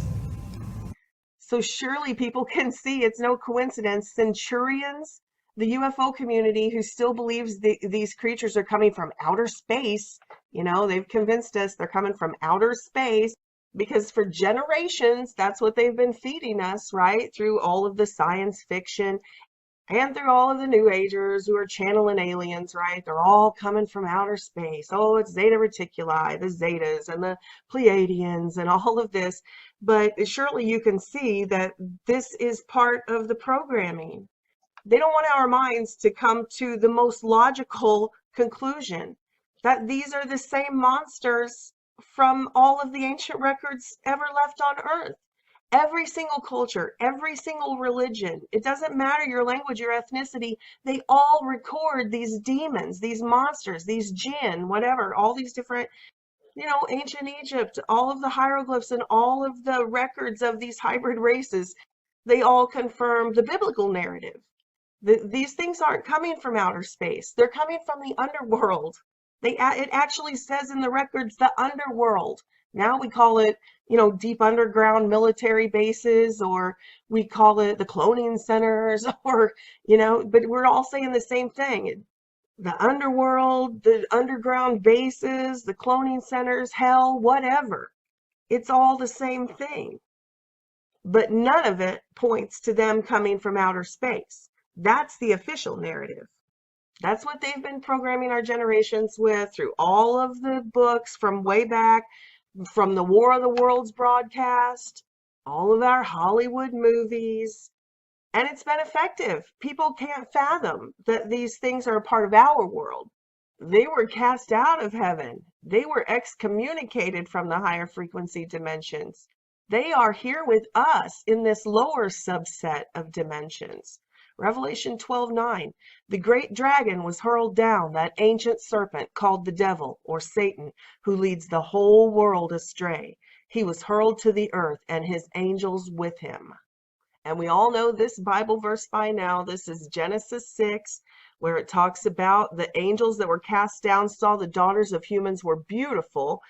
And that word is not actually translated beautiful. It's a fit extension. A fit extension. Tom Horn has done a tremendous amount of work on that. I've done videos on it. At this point, almost everybody who deals with Bible prophecy has done videos on that. That word actually translates, they saw the daughters of humans were a fit extension. They were trying to resurrect themselves. They wanted us to be their extension cord. Human beings were created in God's image. In the beginning, read all of the records. Before the contamination of the human gene pool, humans could walk and talk with God. They could still perceive the higher dimensions. They weren't excommunicated. But when the fallen angels contaminated the human gene pool by trying to use us as an extension to get back to the higher frequencies, instead, it contaminated our DNA, and now we're excommunicated. And from the rest of this verse, it appears that that's when we lost immortality as well. And they married any of them they chose. Then the Lord said, my spirit will not contend with humans forever, for now they are mortal. The Nephilim were on the earth in those days, and also afterward. And also afterward, when the sons of God, the fallen angels, went into the daughters of humans and had children by them. They were the heroes of old, the men of renown, the demigods, the hybrids, the human hybrids. It says it clearly. Every culture, every ancient text, it doesn't matter the ethnicity, doesn't matter the continent. They talk about these demigods. It lists them by name and it'll tell. They'll say this one was 2/3 human and 1/3 God. This one was half and this one was half. That sort of thing. They were the heroes of old, the men of renown, the demigods recorded in all cultures, not just in the Bible, but yes, also in the Bible. Hybrids, human hybrids. And they are here with us in the earth, right here, hurled to the earth, and his angels with him. The earth, they're here with us. And every record confirms that. From the beginning of recorded human history to the very present, people are still reporting the same thing. And they have us so divided. Oh, well, you're the UFO community, and oh, you're the Christian community, that we're not listening to each other because we're all saying the same thing. What's the difference between these people, these, say, MILABs, military abductees, that say they're taken to these deep underground military bases where they see these reptilians and they've got humans in cages and hybrids and labs and all this horrific stuff, or say this man, Bill Weiss, who's about as mainstream Christian as you can get, and yet he had that experience, 23 Minutes in Hell, that he wrote the book about. But that was a religious experience, right? That he had an out-of-body experience where he said he went underground and having these giants and giant reptiles throw him around and break his bones and keep him in a cage. Doesn't that sound exactly like what the military abductees are saying? Doesn't that sound an awful lot like what Donald Marshall says he experienced when they were pulling him out of his body? I mean, is Donald Marshall really saying anything new? Look back at all of the art throughout all of world history, in the Middle Ages, all the way back to ancient times, and what do you see? All these strange hybrid creatures in all of these layers of underground bases and caverns. And what do? They go out above ground and they steal people, right? Missing people. Look at the things they do with them. Isn't that exactly what all the SRA victims report is happening to them? These are depictions of hell throughout all eras of history. Everybody who's ever had a quote-unquote vision of hell, an astral projection, all of these things that are part of the human experience. People who were physically in the 3D, in 3D, physically taken to underground bases, as well as their souls being snatched up. Isn't that what the Bible says? They're trying to trap your soul. So none of this is new. It's just new to us because the cabal has banned the Bible and forbidden us to be educated in the true world history and the human history and what is normal for human experience, to dumb us down so we don't know who we are and we don't know where we are. So for all of you people out there who believe there is no hell, all these hippy-dippy new age religions that preach, oh, there's only heaven, God is all merciful, there is no evil, evil is just a personification of blah, blah, blah, blah, blah. No, surely you've heard the old adage that Satan's biggest trick is to convince people he doesn't exist. Are you really that easily duped that you will dismiss all of the humans around you? All humans, not just Christians, not just the Bible, but all human records from all eras of history that say evil absolutely does exist. There absolutely is an underworld. And the entities that reign there are evil. Evil exists. And you need to learn to protect yourself and not be so easily duped. Just because it lies below the surface doesn't mean it doesn't exist. Just like a shark in the ocean, just because it dwells beneath the surface doesn't mean that it can't come up and bite you.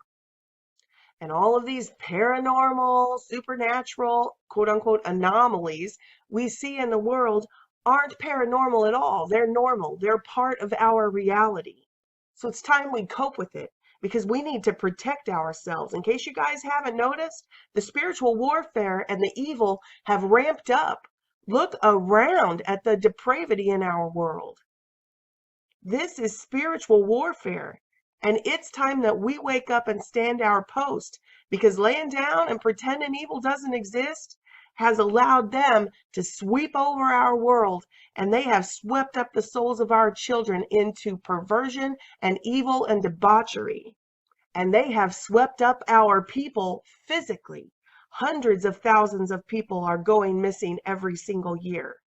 And that's where David Paulides' work comes in with the Missing 411 series, where he tracks all of these strange disappearances in national forests. But what makes his books different from just cases about missing children and missing homeless people and the types of things we talked about earlier are all of his cases that he compiles in these books have some sort of mysterious event attached to them. I think a lot of people assume that he's automatically talking about Bigfoot and cryptids taking these people in the national forests, because his first book, before he started the Missing 411 series, was about Sasquatch tribes. So I think people thought that's all he was getting at. But if you've read his work and listened to his interviews, then you know that it's much more than that. There's tons of odd experiences. A very common one in the national forests would be people go missing and they bring the bloodhounds in, and the dogs, there's no scent. There's nothing for them to follow, or else they're afraid to follow it. The search dogs do what a dog would do if there was no trail at all, as if the person was just, lifted up from the spot and disappeared. So there's a lot of stories like that that have a sort of almost Bermuda Triangle paranormal disappearance angle to them in these national parks. There are other ones where people were found. They were taken and then they were found, especially small children. For example, one of the cases, a small child was picked up or disappeared and then showed up something like 3 miles away and up on top of a mountain. And it was like a 2-year-old child with no shoes on. And there's absolutely no way that that child could have walked that distance and climbed that mountain. It just didn't happen.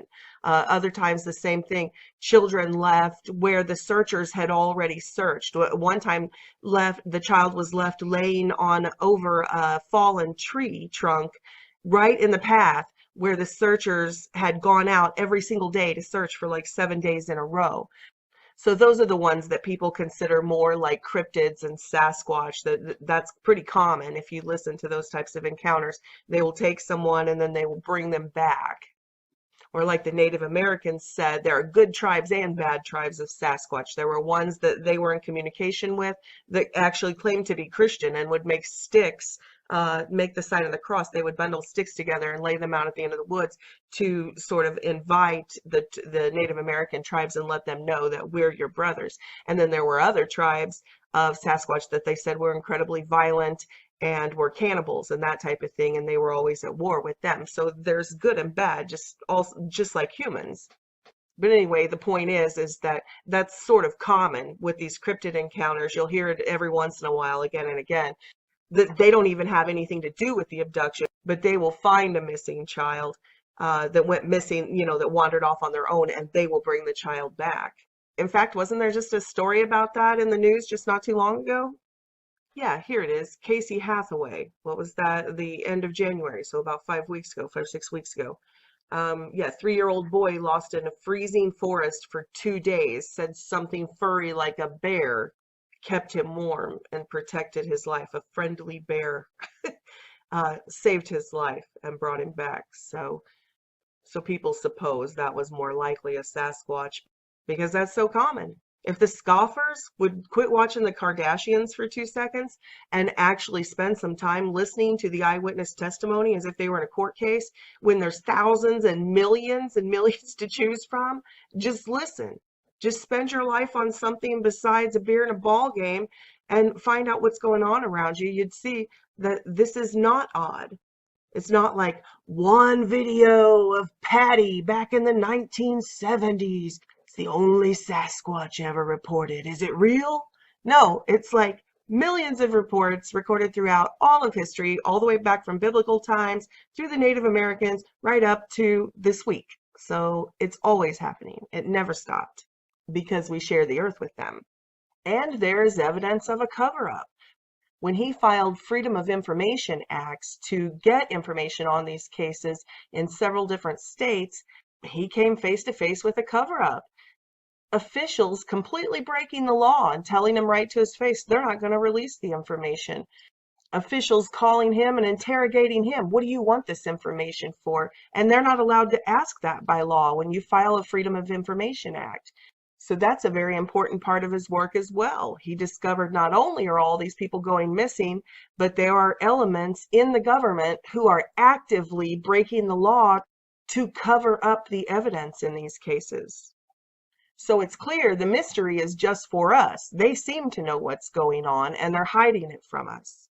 In fact, if you go to my channel on my playlist called Nephilim Hybrids, Science Proves the Bible, that very first video, Men in Black cover up cryptid encounters, and it goes on with several different types of cryptids. Anyway, I spent a full hour there putting example after example after example, people in their own words, interviews with people in their own words, explaining how they saw all different types of cryptids and how this government agency showed up. And no, they weren't always like, you know, like Men in Black, some weird guys in dark suits, but there were forestry people who showed up with equipment, like high frequency equipment that only dogs could hear and stuff like that. They had specific equipment designed to deal with these cryptids when they showed up. And you can hear people in the interviews tell about how they came and took their cell phones from them and took the SIM cards out of their cell phones and different things. So anyway, there's an hour devoted to just that, to show you that this really is going on. And there are black ops, there are government agencies that are trained to deal with it. They know all about it. May 18th, 1980, 8:32 a.m. Pacific Time. The ground beneath and around Mount St. Helens rumbled. It was a catastrophic natural disaster. Nearly 60 people were killed as a direct result of the eruption, along with a tremendous amount of wildlife that had taken up residence on the mountain. There are estimations of 1,500 elk and 5,000 deer, along with numerous bears, salmon hatcheries destroyed. Along with that, there have been lingering reports of several Sasquatch possibly being among the dead creatures recovered. 2 weeks after the blast, men from the Army Corps of Engineers were dredging the Cowlitz River when they found the bodies of 2 Sasquatch in the sand along the banks. One report to the Bigfoot Field Research Organization, shortened from here on out to BRFO, was submitted by Fred Bradshaw, detailing what his father had seen as part of this cleanup effort. Armed U.S. National Guard personnel were around this pile. This was on the day they were going to move this group of bodies. My father was very close to it. When the tarps were removed, he saw the creatures, these Sasquatch creatures, some badly burned and some not. My father and the rest were debriefed. They were told to keep their mouths shut. We were told to get into a Jeep. We sat in that Jeep for maybe a half hour. Eventually, another Jeep arrived, carrying a civilian and another member of the military. The civilian was brought into the tent, and he emerged a few minutes later, followed by a large, hairy creature. It looked like a large man, covered in fur, and the best way to describe it was like Beast from X-Men, only brown. The creature looked to have some burns and had a bandage on its arm. We followed the truck to different areas. There were 5 stops in total. Each time we stopped, we were told to follow the civilian and the creature. Each time we followed them to rocky areas where there were caves. At the first area, he made a sound and we all just waited in silence. After a few minutes, the creature looked at the civilian and then at the ground. The civilian at one point touched its shoulder and called for a canteen to give the creature a drink. The same thing happened at the next area, but this time there was a response to the sound. After a few minutes, 2 soldiers emerged from the cave, carrying a badly burned creature just like the one with the civilian. The creature bent down next to it and looked it over for several minutes. It then spoke softly with the civilian. It turned and walked back to the truck. We heard a shot, and we knew it was one of the soldiers putting the creature out of its misery. Okay, now I get it. That sounds like Chewbacca and Han Solo, that there could be an alliance between humans and other humanoid races. I know it's a big red pill to swallow, but there's just no doubt that these other species do exist. I mean, they're recorded on every continent. You can go to the Russian language and read reports of the abominable snowman. You can go to the Himalayas. You can go to the monasteries of the Buddhist monks and look at their texts and scalps and fingers and remains that they have of these quote sacred creatures and things of that nature. So they've been recorded throughout all eras of world history, even right up into modern times. And we know that movies like Star Wars are just predictive programming, everything from Chewbacca and Han Solo to the Clone Wars. It's all predictive programming. And just like I pointed out with all of the old 1950s and 60s science fiction novels, that they've been programming us to think these things are coming from outer space. That's the deal with Star Wars. It plays into that whole deception, the misguidance, the misdirection that they practice. So when this disclosure happens, we will believe, oh, they're from outer space. They're so much more powerful than us. Or the typical Antichrist propaganda from ancient aliens. They're our creators and saviors. That's Antichrist, the imitation. That's what Antichrist means, the imitation of Christ, the counterfeit of Christ, the savior and creator. They came from the stars and they seeded earth long ago, and they're coming back to save us from ourselves and all of these cataclysms. So that's where the misdirection comes into play with, Star Wars and all of this other predictive programming. But also, this is very true. There are peace treaties and there are alliances between, quote, the kings of the earth and all of these different humanoid species. And I believe that's the peace treaty that the Bible's talking about. I did an entire video on it. I know a lot of people are going to like to hear that. But here, I spent almost an hour in this video laying out all of the Bible scriptures and all of the historical documents and stuff to present my case. It's the biggest secret, the real peace treaty, humans v. Nephilim. And in that video, I point out that's the peace treaty. The Bible verse, I know what we've been taught by the traditions of men, but if you read the Bible, what the Bible says, it doesn't say anything about Palestine or the Arab nations or that little piece of desert over there. No, it says the kings of the earth, which we know are these godfathers, the kingpins, the Illuminati, the head of the Illuminati families, the 10 kings of the earth, are in an Antichrist peace treaty. And we know that these demon spawn, Nephilim, are the armies of Antichrist. Satan's army is demons. It's not humans. The armies of Satan are demons. And this peace treaty between these demon spawn Nephilim races, aka aliens or whatever, this peace treaty that the Bible is talking about between the kings of the earth is with these Nephilim races. And it says verbatim, what it does say is that the sacrifices were cut off. And so they broke the peace treaty. That we've been in a peace treaty. Humans have been in a peace treaty with these demon spawn, all giving blood sacrifice, just like in ancient times where they did human sacrifice to the pagan gods. Well, it never stopped. To quote unquote, keep the peace, our kings of the earth have been in a treaty allowing these races to abduct so many people as a blood sacrifice. And it says in the Bible that at some point, those oblations will cease. And that's when the peace treaty's broken. And then that's when they attack. And that's exactly what everybody has been seeing in all of their dreams and visions. They see things Christians who never believed in UFOs or aliens or any of that. They're like, I don't know what this means, but the Lord showed me, and there were UFOs, and there was darkness, and there were demons on the earth, there were giants eating people, all of this stuff that people are like, how do you make sense of that? What does that have to do with two politicians shaking hands? It has nothing to do with that.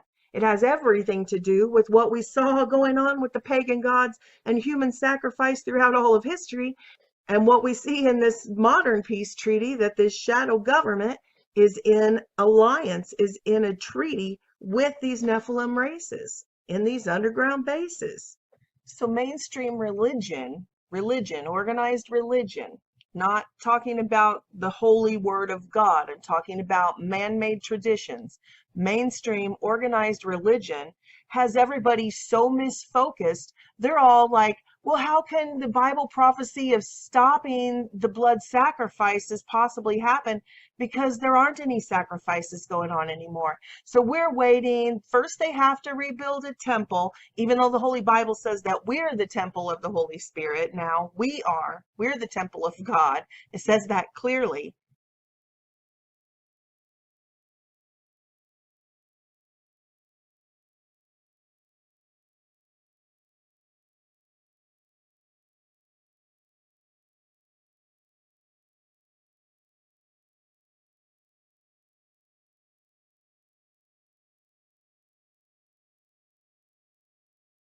No, they're saying for that Bible prophecy to be fulfilled, first we have to wait for them to rebuild a temple again, and then they have to start up the sacrifices again, so then the sacrifices can be stopped.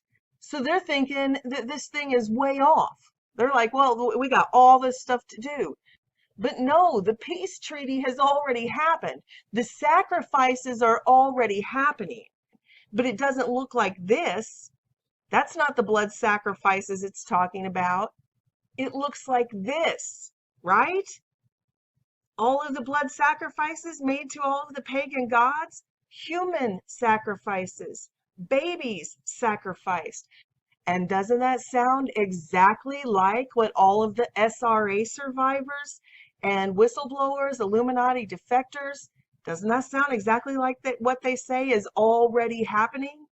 The blood sacrifices have been happening. And we're all praying every day that this is truly the end of the blood sacrifices, that the oblation will cease now, that this thing is real. That's why we fight and we try to awaken the masses so that they will be mentally and emotionally prepared, as well as physically prepared when this is exposed. And here's a little meme I made for that video about the 1993 Oslo Peace Treaty. We've already been through this once. I've lived long enough, I've been through this. So when they're talking about now, oh, there's going to be a peace treaty and all, Jared Kushner and it's the Antichrist. You guys, it's misdirection. They use the scriptures as a script. They use the scriptures as a script to misdirect us. That's the illusion. That's their magic trick. So we went through the same thing back in the Clinton administration, and there was a peace treaty right here. You can see them shaking hands. They all got Nobel Peace Prizes. Oh, there's peace between Israel and Palestine, and everybody got a Nobel Peace Prize. It's finally here. Was that it? Nope. It absolutely was not it. It meant nothing. It didn't fulfill Bible prophecy at all. So what makes you think that if we do it again, that it's going to be the Bible prophecy? Does the Bible prophecy have to be fulfilled like 20 times, 30 times? Or maybe we're looking for the wrong thing. And I believe it's clear that we are. The sacrifices that were stopped to break the peace treaty weren't grain offerings. They're the human sacrifices. And I'm not saying that Donald Trump is this awesome, perfect Messiah that has stopped all of this. But you have to admit something's going on. There's a lot of movement going on. And if there was a president, be it Donald Trump or anybody else, an insider from these elitist families that knew what was going on and came out and decided to do something about it, then you'd have to know that wouldn't lead to peace. That would lead to war. To do the right thing will lead to war. It will lead to the breaking of the peace treaty. It will lead to the end of the human sacrifice, the end of the human trafficking. And that will cause the satanic cabal, the very literal axis of evil, an alliance between the Nephilim hybrid demon spawn and humans who are Satanists, worshippers of these demons and servants of Satan himself. And for the QAnon supporters and the Trump supporters who believe that he is absolutely busting up the cabal, you guys need to brace yourself if you're thinking it's just going to be Make America Great Again and it's going to be super easy. Because if he or any white hats in any elements of these crime syndicates are busting this thing up, it is going to be a storm. This is the calm before the storm. There is absolutely going to be a great tribulation and a battle of Armageddon before there is a 1,000-year reign of peace. And I personally believe that there is war going on underground right now. I think that's what these mystery booms are, the underground ones. I'm not talking about the skyquake, weird paranormal sounds. I'm talking about the mystery booms underground. People are reporting them all over this nation. And I myself have personally heard them. And I know about the tectonic plates shifting, and I know about that. And some of the larger ones, yeah, I agree. Absolutely. I'm not for reductionist thinking. Absolutely, that could be it.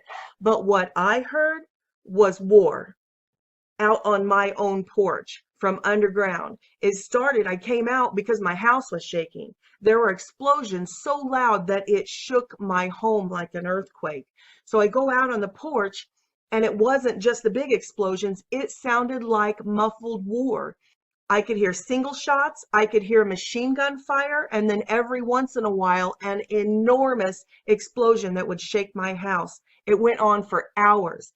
It would be do do do do do do do do do do do do do do do, and then there'd be single shots, do do do, and then an enormous explosion like a bomb going off that would shake my whole house. Everybody in this area noticed it. I called my dad and brother and had them go out and drive because I live out in the woods, drive all around the back roads and try to check in the woods and to check out in the fields, the farmers' fields across the way. And there were people came out of their houses like ants and were doing the same thing, driving all around the roads. Where is this coming from? You know, are we at war? What is this? So nobody thought this was tectonic plate shifting. This sounded just like muffled war underground, and it was shaking our homes. Now, this entire video, I put tons of clips of these news clips people are reporting, and they report the same thing. They're not like, oh, it's the Taos hum, like it's a drilling machine or something industrial. No, they report exactly what I heard with my own ears. They say it sounds like gunfire. It sounds like war. So if you're interested in that, both of these, mystery booms, strange sounds heard worldwide, and mystery booms being recorded across the country, these are 2 videos. They're in the Secrets of Antarctica series, because there's another one about the tunnel wars here. Whistleblowers, what's in Antarctica, white hats versus men in black. Most of you have probably seen it because it's got almost 1 million views. But that one also talks about the underground war and clearing these tunnels.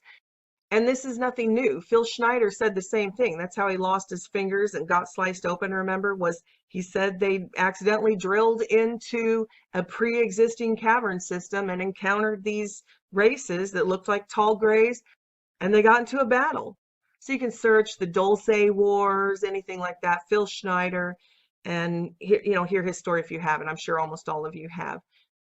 And he said the Navy SEALs or special forces of some kind came in and assisted in the battle. And so these underground wars are not unheard of. This is a thing that lots of people have reported over the time. What was it? I think 1972 or around that time that they said we were in a treaty with the Greys to allow them to abduct citizens just for research. And they were supposed to return them and mind wipe them so they never knew they were missing. They would just sort of have a missing time experience. But the deal was, the treaty was, they didn't get to hurt any humans. They could just, or do, terrible experiments or torture on them. They were just to study and not to hurt anybody. And the military found out that they weren't, that they were taking humans for everything from torturous experiments to a food source. And a war ensued, a war with the Greys ensued back in the 1970s. This might be it, 1979 instead of 1972. I don't know, but you can research it if you're interested in that. That reminds me of that frantic caller into the Art Bell show. Do you guys remember that from the 1990s? And he was supposedly worked out at Area 51 and had just realized that they were being deceived by these things. He's like, they're not who they say they are. And he's trying to get the word out, and then the line gets cut off. So, of course, a lot of people think it was just a scam. And there was a guy who called into another radio show, I don't know what, 10 years later or something, a long time, years and years later, who claimed to be the guy who made the call, and he was an actor and trying to make a name for himself and stuff. I listened to that interview too, and it didn't at all sound like the same guy. If it was the same guy, then he was a really good actor when he made this call, and he was a terrible actor when he made the second call saying he was the original caller. I don't know. He could have been. He could have been the same guy. I don't know. It doesn't really matter to me. I'm just saying that I always think of this call because that's what I would be like if I was because I was in the military, but I also wasn't saved or baptized in the Holy Spirit at the time. So I didn't even believe aliens were real. And if they were, I figured they were probably aliens, I had never even thought about it and had no idea about the Nephilim. I had never read the Bible, so I didn't know anything about humanoid hybrids or anything like that. So the interview does seem sort of realistic. Like that's what it'd be like if you were working in one of these programs and all of a sudden you had the epiphany, they're not who they say they are. Okay, what we're thinking of as aliens are they are not what they claim to be. They have infiltrated a lot of the disasters that are coming. the military, I'm sorry, the government knows about them. My point is, I believe they're clearing the tunnels right now. I believe that there is war going on under our feet right now. I believe when we see things like the weather wars and the directed energy weapons used out and the California wildfires and that type of thing, we are seeing smaller battles of a larger war that's taking place, a covert war that they're keeping us in the dark about until the last minute. And that's sad because we're not preparing. While Germany is telling their citizens to prepare, while Russia is practicing drills, evacuating 40 million people, organizing evacuation drills of 40 million people. Can you imagine? Would the United States ever practice a drill where we evacuate an entire state? An entire state is practicing to leave that state. That's what Russia's doing. They're preparing their people for years now. This is 2016. They've been preparing for a couple of years, and their people are practicing while we're sitting here in the dark being told, oh, preppers are crazy preppers. You know, they're demonizing us.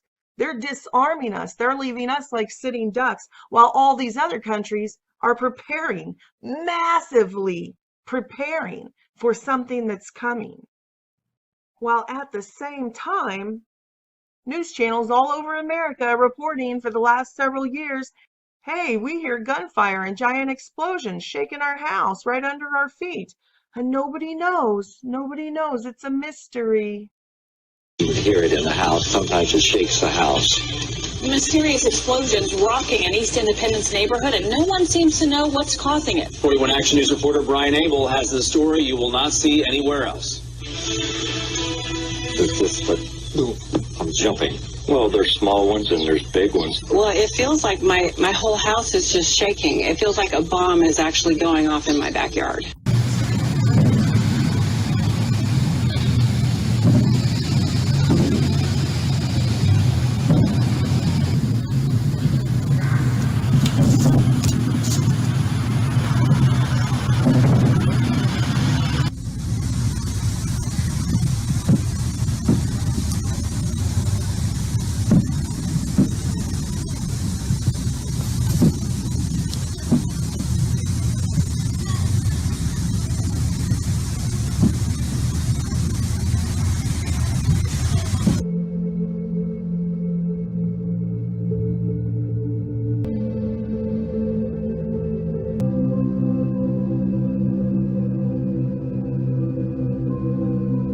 Okay, now notice the common theme in these, that not only do they feel the ground shake, but they say it sounds like gunshots, sounds like cannons going off repeatedly. That's how it sounds like explosions. It sounds like cannons going off. It sounds like gunshots and gunfire. So really, I don't think it's much of a mystery. I think it is exactly what it sounds like it is. Okay, now close your eyes. And imagine that these sounds I'm getting ready to play are muffled by being underground. But they sound like what the people say they're hearing. Explosions, and then some gunshots.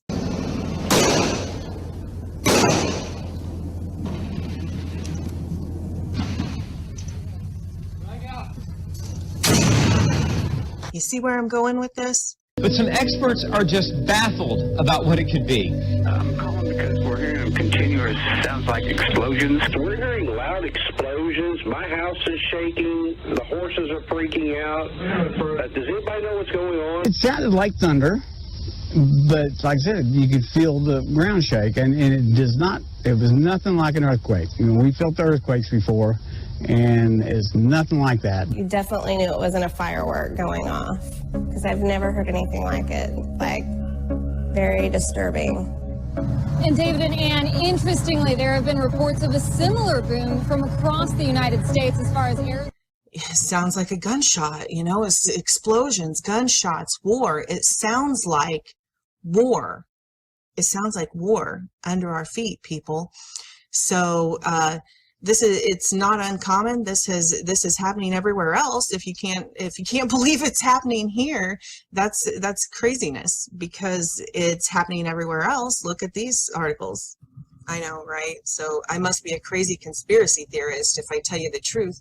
So here's Newsweek. This is mainstream. This is talking about Israel to install revolutionary tunnel detection system on the Gaza border, because repeatedly the same people we're at war with, that they're at war with, have been building these tunnels and tunneling up under their buildings in the Gaza Strip and blowing stuff up. Then we have, of course, here we go. Remember this, the Islamic State, ISIS, and Iraq, and the rebels in Syria are using tunnel bombs as a potent new weapon, an upgrade to an ancient tactic, according to a Pentagon organization. On March 11, ISIS forces detonated a tunnel bomb under an Iraqi army headquarters, killing an estimated 22 people. The blast consumed 7 tons of explosives in an 800-foot-long tunnel that took 2 months to dig. And that really reminds me of the second vision that I ever had. I had it 20 years ago. It was right after I received the Holy Spirit. And back then I didn't know what visions were. Nobody had ever told me about prophetic visions or the gifts of the Holy Spirit or anything. I had no idea what was happening to me. My born again experience was a radical supernatural Holy Spirit experience. So anyway, right after I received the Holy Spirit, I started having this series of visions. And this was the second one I ever had.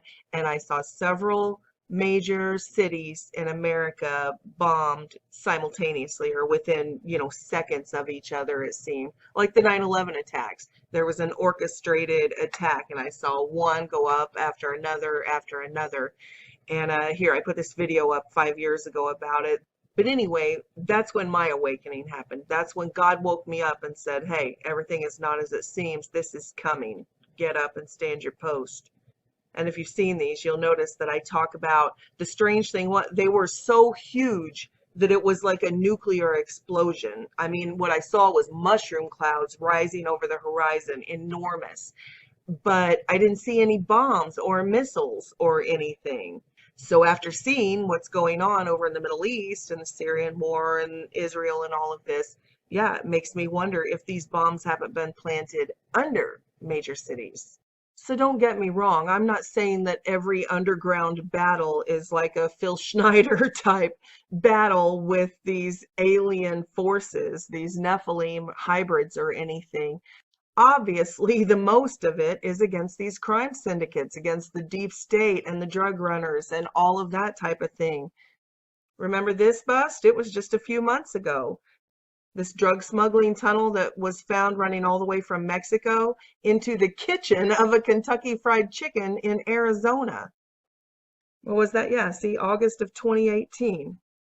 And here are the pictures of that. This is the Kentucky Fried Chicken that the entrance came up into the kitchen of. Here's the entrance that was covered up in the kitchen. And then here's what the tunnel looked like running all the way into Mexico. So the bottom line is, it's just a fact. It's an absolute fact that there are tons of things going on underneath our feet that we're not aware of. There are tunnels everywhere. And some of these underground tunnels and underground cities that have been discovered have been there since ancient times, like this one under Turkey that went up right under the houses, like David Wilcock talked about in Paradise, California. Well, we've discovered in ancient Turkey that was a fact. There were underground cities hidden under surface level cities. And like Svali spoke of in her interview in my last series, The Black Awakening, about the same thing underground beneath the Vatican. And here are pictures of the underground tunnels underneath France, which are essentially just catacombs full of just bones upon bones upon bones. And there are some more sinister stories about those tunnels as well. Then we have all of these maps of all of these anomalies, suspected entrances into the earth, strange areas that you might call portals like the Bermuda Triangle, patterns of animal mutilations, and of course, missing people. David Paulides has spent all of this effort compiling all of these strange missing cases like that, and he found out that they're epicenters. These people are being taken from specific areas. So clearly that's compelling evidence that there are pockets in these national forests, in the mountains, in these remote places, where there are some of these remnants of these other species, tribes of them still existing there, or else these are related to the underground bases and they're kidnapping people also that way. And that's a compelling theory too, because if you overlay the maps of the underground railways on top of David's map of the disappearances, yeah, it kind of also plays toward the SRA abductions and that type of thing. Are they taking people and taking them in these underground bases? And there was at least one report in one of David's books where a guy reported that the ground opened up and closed over him. And he had to wait until it reopened and he was able to escape. He lived through it. So it was more like he was in the wrong place at the wrong time. And I've heard of other people reporting things like that, like airplanes going over certain areas out in the middle of the wilderness, people's private planes. And they'll see the ground like unzip and pull apart, that it's clearly mechanical, it's camouflage, that there was something there. There are several reports of hangars built into the sides of mountains, and they'll have giant hangar doors that are just camouflaged as the side of the mountain, and people seeing them open up. And that's not just from Area 51 or Groom Lake whistleblowers. There are reports of that type of thing happening all the way back again with the Native Americans. Like here's a gateway that they talk about, a certain time of year it opens like a portal and these giants come out. So again, out of context, somebody's report like that was, a rock opened up and I got trapped in there, sounds absolutely insane. But it's been recorded by people all throughout world history, as well as right up to modern times. In fact, that is one of the quote-unquote coincidences that David Paulides points out that he found, one of the patterns, that these things happen around these rocks, these sort of megalithic boulder parks, and around the coastlines near the water or near the Great Lakes. So again, I don't think reductionist thinking is going to get us there. I think there are a lot of different things going on, but it is interesting that these locations do appear to also line up with the underground bases. And that also matches up with another one of the claims that David Wilcock was making about this city in Paradise, California. He said that these same sources had told him that this settlement of what they call aliens, but we call the Nephilim hybrids in Paradise, California, that the town was built with tunnels that actually went up underneath many of the houses. They predominantly live in underground bases. As part of the treaty, they might be given a house, but then the house will have an elevator shaft that will actually go deep down and then go down to one of these sub-shuttles where they can shuttle over to their underground city. So the house is not necessarily where they live all the time.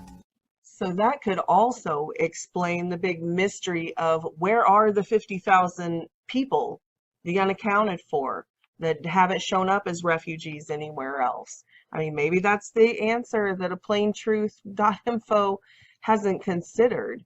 That maybe they went down. Maybe they didn't leave by the roads at all. Maybe a large percentage of the population of that area went back down into the underground bases. That could explain why they didn't show up either in the body counts as those among the dead, and they also didn't show up in the refugee camps or in the Red Cross tents. I mean, honestly, it didn't have to be either or. There was a third option. And that's sort of similar with a lot of CIA assets, these houses, like he said, like David Wilcock just said, that a lot of them didn't even primarily live in those houses. Even Stephen Paddock in the Las Vegas shootings, you heard reports of his neighbors saying, we didn't even know anybody lived in that house. And other times that CIA assets we see involved in different operations and arrests, there will be that mystery. Well, there was no furniture even in the house. What's going on? Those types of things. So I don't think it's beyond the stretch of the imagination that there could have been homes there that people weren't actually living in full time. as far as the underground bases and how many of them escaped by going down into the ground. You know, I don't know. There's no way for me to vet any of that information. I just thought it makes for interesting conversation. And for those of you who haven't heard that whistleblower testimony, I thought I would pass that on. And like I already mentioned in part 2 of this series, we know for a fact that these underground cities are real and they go back thousands of years. This is nothing new. We've discovered them. Archaeologists have discovered them all over the world. And the tunnel systems of this underworld aren't just in the United States. They're everywhere, especially under London and Paris and all over Europe. They're everywhere. And they're enormous. This one under Turkey, they said could easily house 30,000 people. So when we're talking about 50,000 people missing or 30,000 people or even 10 or 11,000 people, this is the enormity of the underworld. And again, this is just one ancient underground city. Nowadays, with all of the high-speed rail systems and everything else under there, it's completely plausible that tens of thousands of people could actually have evacuated down. And of course, that's not to say that everybody that might have evacuated downward would be some sort of Nephilim hybrid. The whistleblower testimony from that Secret Serviceman said that there were doctors and scientists and surveillance companies and all sorts of people stationed there, if you will, that, were people working for the government. But whether you believe that that area of the West Coast had any sort of covert operations going on or had any sort of secret entrances to the underground tunnel systems and underground bases and things like that, that's up to you. But I just wanted to point out, for the sake of this video, that the underworld is real. And when we say the underworld, like talking about the mafia and stuff, oh, it's the underworld, it's the black market type thing, I'm talking about an actual underworld.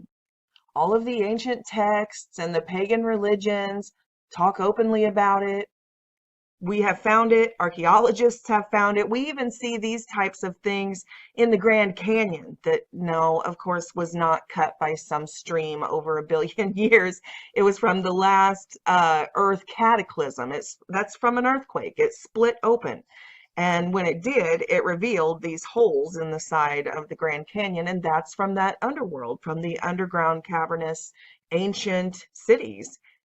It's real. There is an underworld, both with the remnants of these ancient races underground, as well as the modern day high-tech deep underground military bases.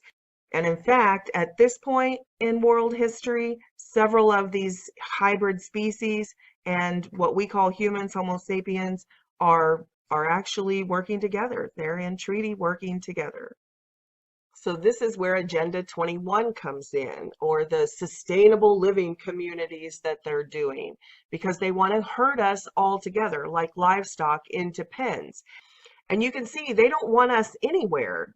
They want us in these big metropolitan areas, and they control the rest of the land. The red and the yellow isn't for us. Look at that. The core reserves and corridors, little to no human use, is red. And then the yellow is highly regulated use. That means only them. And then we have the border here, which they have as a 200-mile wide international zone of cooperation. Now that makes you wonder what's really going on with this Trump wall. Why they don't want this wall. There's some reason they don't want this wall, and it's not just because they care about immigrant babies. Because they don't care about American babies. We just saw New York's like, yay! We can kill full-term babies. Yay! And then they're so hypocritical. They're like, oh, but we're bleeding hearts for these immigrant babies. My ass. There's something about this wall here that is getting in the way of their Agenda 21, which is now what, 2020, 2030 plan? But it's these tiny places. The pink is Indian reservations, and the blue, I guess, is everybody else's reservations. And that's essentially what they want. They want to put us into reservations. Orange really is the new black. It really is. These are our prison camps. Instead of actual prison buildings, They have more of a sustainable living area, these sort of metropolis areas where they want to herd us together. These are the human reservations. And of course, they're presenting it to us like, oh, this is so wonderful and it's biodiversity and we're trying to save nature. But I don't want to live in their high-tech 1984 surveillance society metropolis. And honestly, you know, it's just stage one anyway, because that's the exact same thing that the Nazis did with the Jews. Stage one was ship them off to the ghettos, right? Was that they couldn't live in the same places as everybody else in Germany. They were gathered together into the ghettos. And they told them that was for their own protection, right? And then once they had relocated them all together in the ghettos, then came the trains, and the concentration camps were the next step.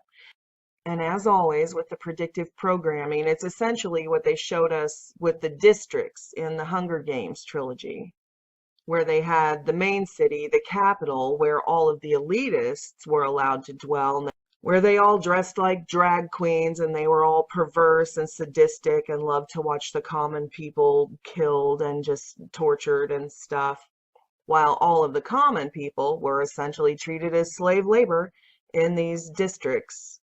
So is it any coincidence? It's not just Agenda 21, but doesn't that look an awful lot like the FEMA regional districts? How they've split our nation up into more controllable regions. And you can go to the FEMA website and see what the regions are. I mean, look, this is FEMA.gov. I'm not making this stuff up. This isn't a conspiracy theory. These are the regions. They've already split it up so that it's controllable.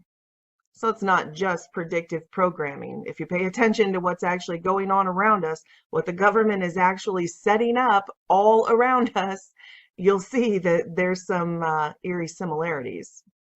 And the predictive programming started way back. Remember the movie Metropolis?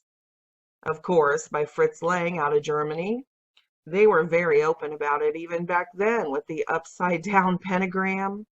So it was never just about a high-tech metropolis. There was always Satanism implied. And then, of course, 1984, Brave New World.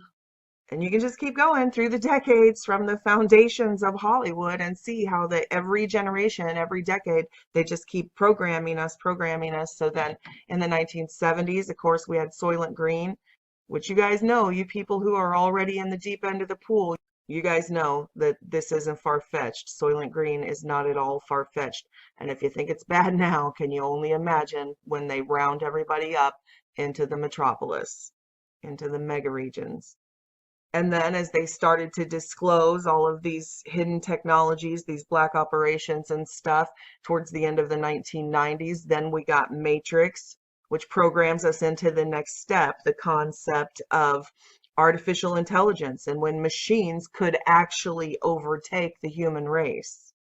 And everybody knows they've already mainstreamed that with their frontman, Elon Musk, and the Neuralink to merge the human brain with AI and all of the biohacking and all of that. So they've already mainstreamed that.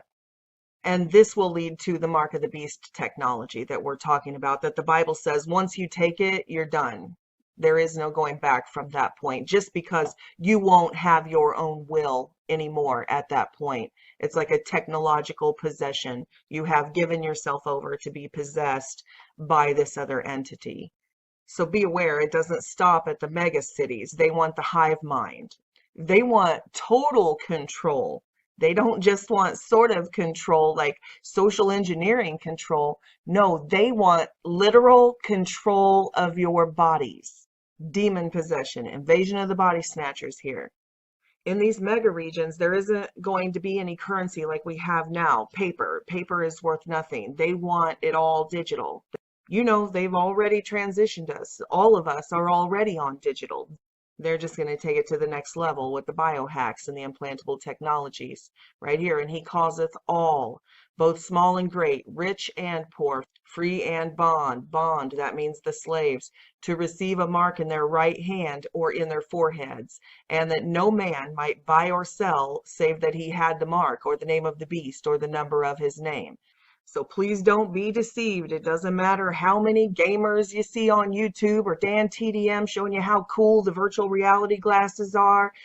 and how awesome it would be to jump right into their virtual reality, because their virtual reality, their reality doesn't end so well. And a third angel followed them, calling out in a loud voice, "If anyone worships the beast and its image and receives its mark on his forehead or on his hand, he too will drink the wine of God's anger, poured undiluted into the cup of his wrath. For he will be tormented in fire and brimstone in the presence of the holy angels and the Lamb." If you partake of the beast system and you partake of their sins, you will indeed partake of their penalty. I don't have time to go into all of that again here in this video, but if you are interested in that and you're not aware of how all of that fits into this puzzle, I put together a playlist called Technology and Science, and it has all of the evidence and the scientific articles and the clips of them saying it out of their own mouths and all of that. So there's multiple videos on everything from immortality to transhumanism to the frequency technologies where they can literally hack your brain and move your arms, and it shows the clips. It actually shows the scientific experiments of one woman thinking a thought and making another man's arm move. It's crazy stuff. Simulation theory, the 5G network they're setting up around us, all of it, singularity, artificial intelligence, just anything, how they've hacked our DNA to make us antennas through everything from viruses to chemtrails, just amazing stuff. And I have a video coming up on Rh negative blood types that ties into this, so keep an eye out for that if you're interested in this stuff. But anyway, back to the predictive programming. Then in the 2000s, this was Battle Royale. This was actually the movie. This is the guy who should get credit for Hunger Games. She stole this from him, or in my opinion, in my humble opinion, she allegedly stole the script from him. Just like everybody knows The Matrix was stolen from an African American woman. These people, they're not creators. They're not creative. All they do is steal. And the most recent predictive programming I can think of is probably Captive State, because they incorporate the Nephilim, the demons, working with collaborators in the human race. So that's Captive State. That's probably the closest to the truth, because it doesn't just have this dystopian metropolis feel, but it incorporates the Nephilim demons resurfacing and actually taking control. And it incorporates the political undertones of dissenters and collaborators. You know, we're already living that with all of the censorship and stuff. They don't want any dissenting voices. But anyway, my point is, these districts aren't just something out of a Hunger Games movie. The governments of the world have already set up these regions, and they have their control network in place. And this isn't the beginning of it. We're at the end game. They have long been setting up their Agenda 21 and their relocation programs. And again, this isn't just happening in the United States of America. I mean, why is it such a mystery that China is building all of these enormous ghost cities? I mean, the excuses they give us are just pathetic, and people are just like, oh, okay. They say, oh, well, they're just trying to keep people busy, you know, with building programs. They're just trying to inflate their economy and make people build buildings they don't need. And they broadcast that bogus excuse, 60 Minutes, everybody does a story. They don't try to hide the ghost cities, because they couldn't possibly hide. I mean, look at these. Look at these pictures. They couldn't possibly hide empty housing for 100 million humans. You know, we're driving around on the back roads trying to find these abandoned prisons that they've turned into these FEMA camps and stuff, and saying, hey, look, they're setting up concentration camps and FEMA camps all around us. And here in China, they're building ghettos for 100 million people openly that have been sitting empty for years and years and years and years as they build them. And all they have to do is just show us on 60 Minutes on their mainstream propaganda network and say, oh yeah, here's China's ghost cities. It's not a mystery. They're just inflating their economy. So they're building all of these giant cities that nobody lives in. And they show us some eerie footage of the vacant cities and the empty roads. And ooh, isn't it eerie and mysterious? And we all talk about it for 10 minutes and then we move on with our lives. The whole time they're hiding it in plain sight, not from our eyes, only from our minds, because people believe everything that they program us with coming out of that boob tube, coming out of their magazines, coming out of their publishing houses. People just believe it, but I don't believe it. I mean, anybody with eyeballs can see this is Section 8 housing. These are ghettos. These are concentration camp cities. This is that sustainable living ghetto, Section 8, herd everybody into one place housing. This is for the slave labor. They've even left giant lots in each town to put their factories, so the slave labor can just, go directly to the work camps. These are work camps. I mean, this is a picture of Auschwitz, the concentration camps in Nazi Germany. This is just Section 8 housing. The only difference is that these are on a larger scale. These are for many more people. This isn't 6 million people that they're going to work to death. This is, 100 million. And here's a night vision that I posted about exactly that God showed me years and years ago. I posted this almost 4 years ago. Warning dream vision, end time riots, martial law, concentration work camps, and Chinese soldiers. And this was epic. This lasted all night, and it covered the span of several months, maybe even a year or more. Every time I would wake up, when I would go back to sleep, I would go right back into the vision, and it would be like 2 months more progressed in the timeline. So I saw how it unfolded from the collapse. Now it started with the riots, and then came in the martial law, and then it was several months later that we started being removed into these concentration work camps. And there were absolutely Chinese soldiers standing guard over us, and we worked at tables putting together electronics. We were assembling electronics under armed guard. And in the personal factory and the personal camp I was working in, there were Chinese armed guards or Asian armed guards. And here's another video that I put up that might pertain to some of this. This FEMA barges, Google ships, mobile prisons, 16 Puerto Rico. This was after the hurricanes. And what I was talking about were these FEMA barges, how they are made, not just like prison cells, but they're made out of those shipping containers that you can put on barges or you can put on trains, and they can be disassembled. They're compartmentalized like that. And I actually show the insides of these FEMA barges, and yeah, they could be used as mobile prisons to transport people. And I mentioned another brother's vision that the Lord gave him of just that, Americans being transported to the port cities in China and literally just being dumped and thrown over the side onto the rocks, many of them not even alive anymore, like the old slave trade. And please, if you go back and watch this, please don't get your underpants in a bunch about it starts out with a clip of the leaders of Puerto Rico talking about FEMA and how FEMA was corrupt and all of that. So I immediately always get people thinking that I'm somehow supporting the corrupt leadership of Puerto Rico. And that's not it at all. I just used that news clip because she was speaking about the corruption of FEMA. And this was happening right at the time when these barges were pulling up on their coast. Of course, she and her administration are corrupt, but the video wasn't about the Puerto Rican government. It was about the FEMA barges. So please take that into consideration if you watch that video. My point is, these ghost cities in China aren't any mystery. These are the camps.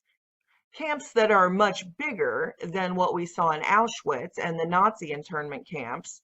These are Section 8 housing or sustainable cities, if you will, that are created as ghettos for the slave labor force after this whole thing kicks off, which we call the Black Awakening or the rise of the Antichrist, a lot of different things. So you can go back and watch that Black Awakening series if you haven't. I talk a lot about this type of thing in there. And this is happening all over the world. They are herding humans into specific areas for their agenda, which is precisely what the Rothschilds have done with the Jews. They have gathered them all together in this little dust bowl over there so that when they have this war, they will be destroyed. This is they don't need ovens or gas chambers or anything. They've gathered them all together. They pay, hey, we'll do you a favor. We'll set up a new Jewish state, and then gather everybody who identifies, still holds the remembrance of the book. Let's gather together all of your heritage into one place so we can contain you, so we have you all together to wipe you out. I mean, really, that's my biggest problem with most of the truth community, is that they were so easily duped by the cabal into hating Israel, meaning modern day Israel. They think, though, no, you guys know I've done a zillion videos. You can go probably into any of the last 20 videos and get the snippets on the synagogue of Satan who call themselves Jews and are not Jews. The Rothschilds and the people who consider themselves the royal bloodlines, the kings of the earth, they're not Jews. So, but they've convinced you to hate the Jews because of all the Zionist paperwork and all of this stuff. But all of the actual whistleblowers from those Illuminati families say no, they hate Israel. They hope to, right here, Swally, which was in the Black Awakening series, her testimony. She says, in fact, they hate Israel and hope one day to see it destroyed. They've got them in their concentration camp. It's a little area smaller than the size of New Jersey over there. For all of you people that think that these Rothschilds and all of them are Jews, and what you really think they want to live over there in that dust bowl, in that desert with all the rocks, where you've got two religious groups playing volleyball, lobbing rocks and grenades and rockets at each other all day long? No, the Rothschilds do not live in Israel. They never have any, they don't have any intention of ever building their castles over there in that dust bowl. In fact, that's not even the real Temple Mount. A quick search will show you that the Wailing Wall, that's not a wall of the temple. The Bible says clearly that the temple was completely flattened. There was no remnant of the temple left. I'll do a video on that here in the next few months for people who don't know that. I know that's hard to hear, but it's not. That's a wall of a Roman fortress, an old Roman fortress. And it's confirmed by several eyewitness accounts outside of the Bible, regular secular historians like Josephus. So you can go back and read the records, the historical records left by Josephus and other eyewitnesses about what happened when the temple was destroyed. And it says that it was laid bare, that they purposely didn't leave one stone standing on another, because they wanted no remembrance. That was the message they wanted to send. They actually said, so when people approach the city, they will never know there was a city there. And that exactly fulfilled the prophecy out of Jesus Christ's own mouth, recorded by 3 eyewitnesses right here, Matthew, Mark, and Luke. Here's the verses. When Jesus said, "Do you see all these great buildings?" replied Jesus, "Not one stone here will be left on another. Every one will be thrown down." So it's time we start believing the Bible instead of all these man-made traditions. All those maps that they stick in the back of your Bible, those aren't holy scripture. Those are things that the publishing house put in, that other men put in to help you understand the Bible. Some certainly with good intentions, great intentions, and others with sinister intentions. Nonetheless, it has perpetuated this man-made tradition idea that some of these locations we read about in the Holy Bible are in places that just aren't accurate. And I talk a lot about that in my Biggest Secret series, that there's more land, and you know, these biblical maps are inaccurate. But for the sake of this video, what I'm talking about is the Temple Mount and the Wailing Wall. It's not a wall of the temple. Jesus said right here, there wouldn't be any stone left one upon another. And that was exactly fulfilled according to all of the eyewitnesses who lived in that era. I'm sure a lot of you have already figured that out. I mean, you can tell by the number of views. This has almost 1 million views, and this one 324,000 views just in the last year. So obviously most of you already know that. But for those of you who don't, this is in no way all-encompassing. There's so much more evidence than this. But here's a couple videos right here that if you just type them in and search them out and watch them, they'll give you a good primer to help you understand what we're talking about here. That area is not even the right area, and that Wailing Wall is not even part of the temple, never was. So please don't be deceived by their theatrics and their scripts and all of that they've set up. No, they did not set up Israel over there in that desert so that all of them and all their wealthy friends could go over there and live. No, that's the new ghetto for the Jews. It was set up so that the Jews would voluntarily migrate there and they could get them all into one place. So for all of you people who are hating on Israel and thinking, oh, Netanyahu and all those people living over there in Israel, they're the bad guys. No, you've been completely duped, exactly like the Germans in Nazi Germany, completely duped by the propaganda to turn on the Jews. No, our enemy are not those people over there. We have the same enemy as those people over there. The same people who have moved them into that concentration camp are trying to move us into our own concentration camps over here, which they call sustainable cities. But anyway, this is the step that they're trying to sell us right now. And all the loopy leftists are like, yeah, they're going to save the world. I can hardly wait till I get my virtual reality chip right in my brain. But anyway, that's part of the agenda too, that they want to build this high-speed railway and all of this, and they need this area cleared. So they're relocating people by force. And we've seen the same types of things with the weather wars on this coast using hurricanes. Another interesting thing about Paradise, and here in the same area, Helltown, I've noticed that there are places like that all across the United States. There seem to be several hell towns. I mean, who names their town Helltown? And who thinks, hey, that sounds like a nice place to move and raise my family in Helltown? And when I looked into several of these places named Helltown, they were named just for that. It wasn't a coincidence or just a misunderstanding or anything like that. No, they were named that because of all of the strange occurrences that happened there. And that was something I noticed when I was going through David Pallady's Missing 411 case files, was that several of the national parks where these things happened, they happened at, like, for example, one happened at Devil's Head, Colorado, in Pikes National Forest. Another one happened at Devil's Peak in Los Angeles County. And of course, we see that everywhere with the Devil's Triangle and all of that. Even NASA's Jet Propulsion Lab, Jack Parsons, remember the occultist, the Satanist that was roommates with L. Ron Hubbard, another cult leader? They were disciples of Crowley from overseas here in America.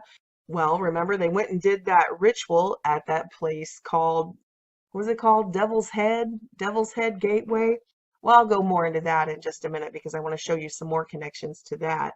But anyway, the point is that it's not a coincidence that these strange missing person cases from these Missing 411 books, a lot of them happen at places called Devil's Head, Devil's Triangle, Devil's Peak, and the Paradise Fires were right next to Helltown, because these places are aptly named just because of that kind of activity. Helltown, Ohio is the perfect example because it's been on a ton of ghost shows and all of that because it has all of these urban legends about what? Murderous Satanists being seen in the woods. Children being held in the abandoned buildings and in abandoned buses in the woods. Things like that, which they say, oh, it's just, oh, you know how it is, urban legends, it's Crybaby Creek or whatever. But get this. In 1974, President Gerald Ford approved legislation that allowed the National Park Service the power to expropriate land, theoretically to preserve forests. So this was one of the very first places that they came in after he passed that bill that they could take this land. And they bought up all the houses and ran everybody out of town. So I wanted to mention that because I think a lot of people assume that we just always had national forests, that there's been parts of the United States that have always been preserves and people weren't allowed to build there or anything, but that's not the case at all. These national forests were established fairly recently. And it's not that these cryptids or mysterious remnant species moved in there because they were isolated and there weren't any people there. It seems to be the opposite, that these mysterious Devil's Triangle sort of events go back as far as you can research, predating the national parks. And at some point, the government went into these mysterious places and started clearing them. and said, people can't live here now. And of course, we know that not every scary story and legend is true, that once these areas get a name for all of the creepy things going on, then people start wanting to visit and making up stories of their own and all this. So I'm not saying that every single teenager's scary story of the area is true, but in light of the interviews given by all of these SRA victims and abductees, people who were abducted as children and used in these child trafficking rings, and there's a lot of stuff in Helltown that sounds very much like what they report. Like, here's one story about the Catholic Church and satanic sacrifices that were going on in the basement of the church. And now it says, as with any town, churches are a strong source of creepy legends. There are 2 churches within Helltown, Boston Community Church and Mother of Sorrows. Some say there is an evil man in the basement who prevents people from entering the church and won't let people see his face. Others say that devil worshippers own the church and there are candles burning at all hours. And as far as I can trace it, many of those legends started from stories of people after the town was abandoned.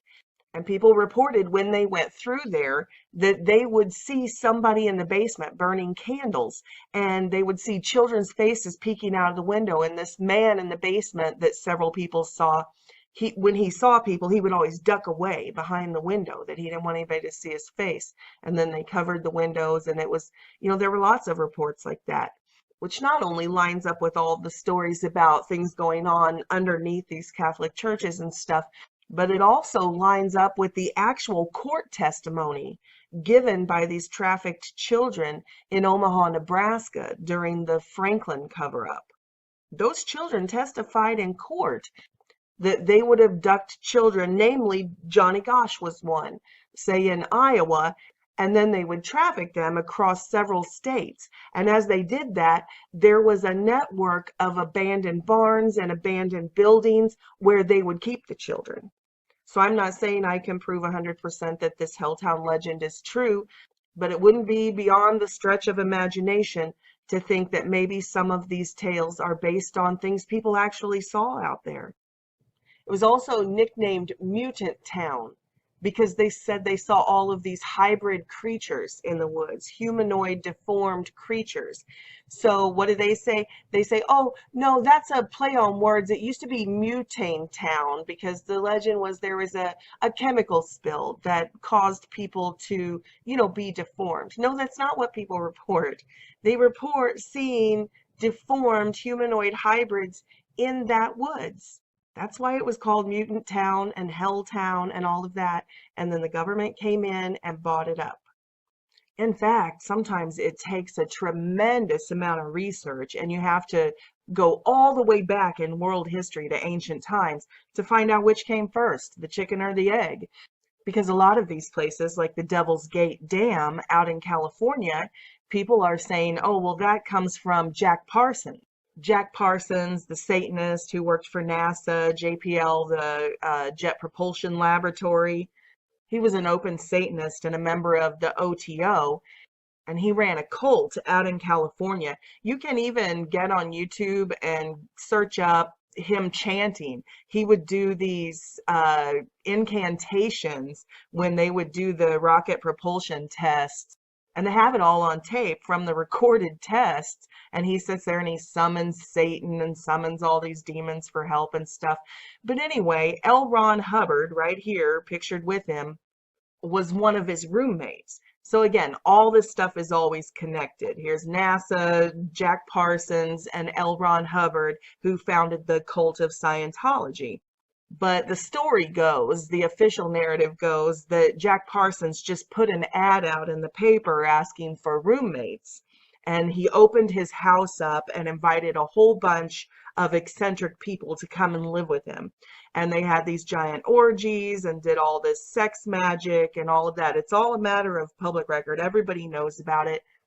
If you're interested in more on that, you can just go read the FBI interviews. Like here's page 11 where he admits to all of that. And on page 16 of the FBI interview, they state, quote, Parsons' home, as of that time, 1946, served as a headquarters for a religious cult in Pasadena. On page 19 of the FBI interview, it says, quote, a religious cult believed to advocate sexual perversion was organized at the subject's home at 1003 South Orange Grove Avenue, Pasadena, California, blah, blah, blah. But like I said, it's a matter of public record. This isn't a conspiracy theory. He was in a cult, more like the head of a cult, and he was under Aleister Crowley. So he was a branch in the United States of a cult from Europe. And of course, it was a sex cult. If you've watched my Age of Deceit series that I just put up over the last couple of months, there's 8 videos on that. And then the Black Awakening was another 4 videos. And it talks all about this sex magic. They were big into homosexuality, right? And the sex magic. And, oh, he was going to bear the Antichrist, sort of a Rosemary's Baby type thing going on in there. But anyway, for the purposes of this video, what I'm talking about is this Devil's Gate. They say that it got its name because Parsons and L. Ron Hubbard and their cult members did this ritual to open a portal that Aleister Crowley had begun talking about, that his little alien-looking guy used to come through and talk to him. These are the images of that entity that Crowley called Lamb, that used to come through, one of his spirit guides, and you can see it looks like sort of what we would call these aliens nowadays. Of course, we know it's all demonic. They're just demons. They used to be monsters and demons in the old text. Now we call them quote unquote aliens and cryptids and all of that, but they're still monsters. So anyway, this idea of this portal to let these things through like Lamb came from Crowley, but Parsons and Hubbard did this ritual out in California, supposedly to open a portal to let the demons through, and that's at Devil's Gate Dam. So a lot of people mistakenly think that it's called Devil's Gate and all of these weird paranormal things happen around there because of Jack Parsons, and that they did open some sort of interdimensional rift, a demonic portal. But if you actually research it, you'll find out that it was known to be a Devil's Gate long before Jack Parsons was ever born. So it's closer to the truth to say that they chose that site because it already was linked to these strange disappearances and phenomena, the same way we see with the megaliths that are built all around the world on these ley lines, that there appears to already be a grid of these quote-unquote sacred sites or energetic intersections where this demonic activity happens. Like this article explains, but long before then, long before Parsons showed up, they could see the devil's face right there in the rock side. So much so that tribe members were apparently forbidden from straying too close to the horned visage.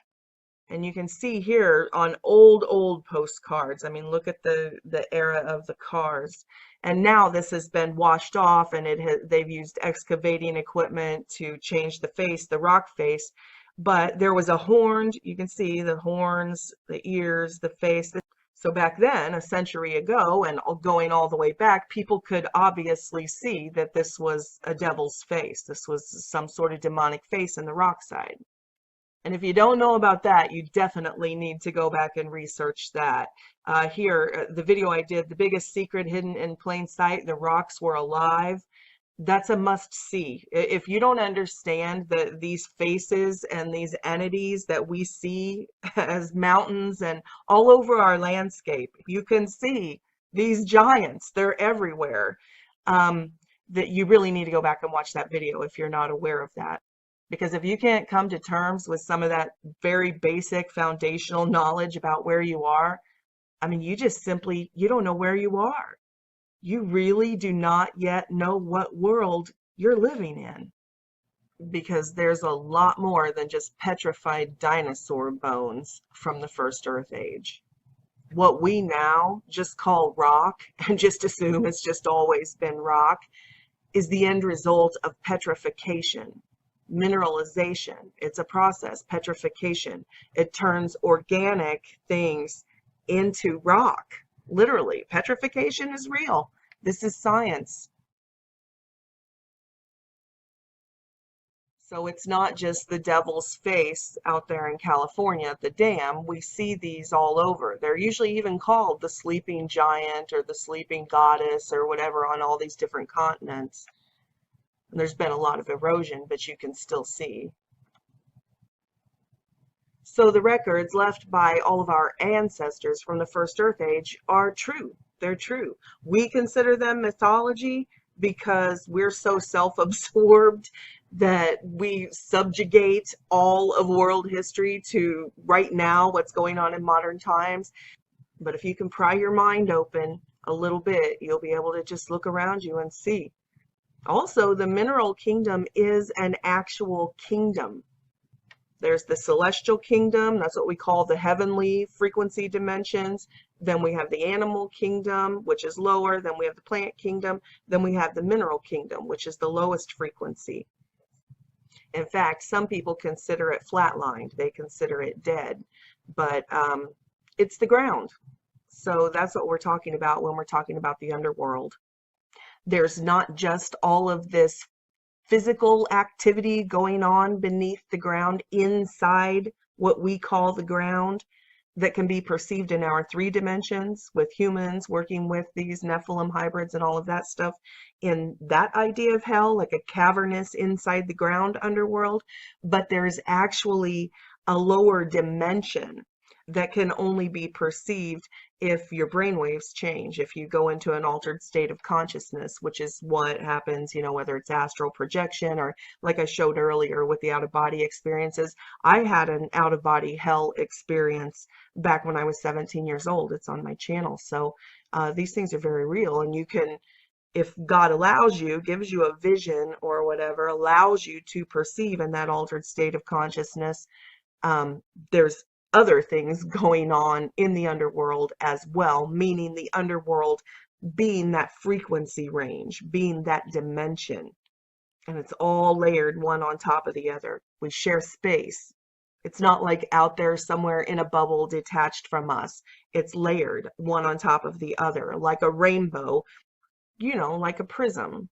When the white light goes in and it breaks it into, you know, 6 to 8 different colors, different frequency ranges, frequencies of light, but it's really all together.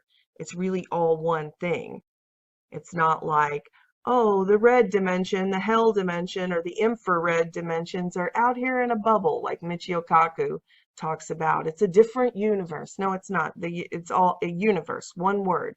The word of God is Jesus Christ. It's one word. It's one whole, holy. When it's whole, it's holy. It's one frequency, but it can be split up into many dimensions if you want to perceive it that way. So there are ultraviolet. Ultraviolet would be above the highest frequency that's invisible to our human eye, and that would be the heavenly dimensions. They're moving very fast, and that's why they're invisible to us. And then we have the lower dimensions and the infrared dimensions. That's why creatures that overlap in those dimensions, like bats, they can see infrared. Anyway, we're not all existing in the same subset of dimensions, but we are all overlaid and sharing space. And we can perceive some of the entities, like we see in the animal kingdom, all these different animals, but they're not all exactly in our same subset of dimensions. Like say a dog can hear frequencies, higher frequencies that we can't. So they're perceiving other dimensions also, in addition to the ones that we share with them. Dolphins are high frequency. And like I mentioned, bats are infrared. So they're a lower frequency entity, but we all, you know, overlap in different ways. And that's why we all see the world differently. And, you know, that accounts a little bit for the Mandela effect, too. That's not all of what's going on, but we know that energy is always in motion. So you're either going up or you're going down. And that's exactly what the Bible says, that there is a separation taking place. Some souls are going up, which people call everything from ascension to rapture to, you know, whatever the terminology. And there are some people who are going down, which is what the Bible calls God giving them up to a depraved mind. And they begin to spiral down. They go into a downward spiral, which we call hell. And that's why, as many of you know, I always say rise and shine. I mean that literally. You are either rising or you are falling. That's the separation. There are souls being raised and there are fallen angels. It's not just religion, it's simple science, the positive and negative poles, like on a battery. The separation is either you're rising to the positive pole, Christ, or you're magnetically being drawn downward. You're falling to the negative pole, which is Antichrist. Christ and Antichrist, God and Satan. Energy is always in motion. You are either rising or you are falling. So we might perceive that from a sort of self-centered perspective, that the dimensions are moving or that we're shifting timelines or reality. But it's probably just closer to the objective truth to say that we're in motion, we're energy in motion, and we're moving up or we're moving down. And in that process, we are changing and merging dimensions. And like I've talked about ad nauseum in a lot of my interdimensional videos and pieced into other videos where it's pertinent, that Kepler's model of the universe is pretty much accurate, except he has the sun in the center, when in fact it's geocentric. And when I say Earth, I don't just mean the land mass, the solid part. I think a lot of people oversimplify that and they're just talking about dirt. But when I say Earth, I mean its atmosphere also, because there is a lot more to the Earth. It's much larger, but it's just not visible. It's not solid to us in this dimension. But it's very real. Gases are just as real as solids atomically. So for example, if you take a piece of paper, something that's solid in our dimension, and you burn it, then it turns into a gas. It doesn't just disappear. The chemical process of burning changes that solid into a gas. The atoms still exist, but they're invisible to us after it's burned. It's no longer solid. It's in the atmosphere invisibly, but the atoms are still there. They never cease to exist. So that's what was going on with all of the burnt offerings. So as magical, air quotes implied, as it seems, you can literally send matter into the next dimension, into another frequency realm by the things we do in this dimension. They're all overlaid. So it's butterfly effect. You're always affecting all of the other dimensions. Just like the Bible says in all those verses, whatever you bind on earth is bound in heaven, whatever you loose on earth is loosed in heaven, that we do have an effect on the other dimensions. And that's what all the occultists and the black magic people are practicing. They still do these things, burnt offerings and all of that. They are transmuting energy from one dimension to another. And their mystery schools have a remembrance of these, they call it alchemy. You can go back through all of the occult science books and it talks about alchemy repeatedly, how you can transmute matter and you can essentially erase things from this dimension and release that energy into other dimensions. And that's exactly what the Bible says will happen after all of this transpired. This realm, this earth, what we call earth, it says will melt with fervent heat. And then it says, then I saw a new heaven and new earth, because the first heaven and the first earth had passed away. And there are Bible verses that literally say we will see the new earth coming down out of heaven. That's a frequency range. So it's important to understand nothing is lost. Nothing will be lost. Anything that is lost in this realm is retrieved and redeemed by Christ into heaven. So it's a tangible place. We're talking about a tangible place. And actually, there's one dream or vision that I heard a guy testify of years and years ago that really made me think of this concept.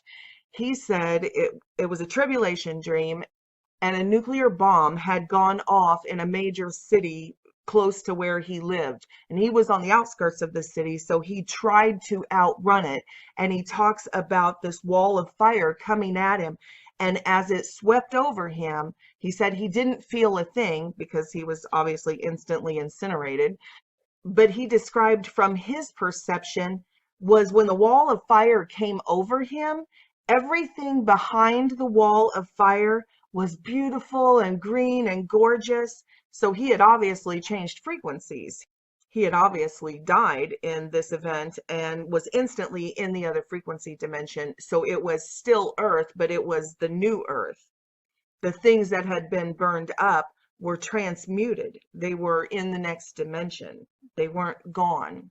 So I know these are strange things to talk about, and everybody is not into quantum physics and all of that, and I understand that. But I guess the point I'm trying to get across is that the Earth is bigger. That just because parts of it are considered atmosphere or invisible air and things like that. As a matter of fact, I'm doing a really interesting video on what are clouds really. Some of you know I mentioned it a few months back. I really want to get it out, but I have to go through this stuff step by step. So anyway, gases that are stacked naturally above what we call the solid ground are also part of the Earth. And above the solid ground, you know, we have our atmosphere that is stacked. You know, we have the troposphere, the stratosphere, the mesosphere, the thermosphere, the exosphere.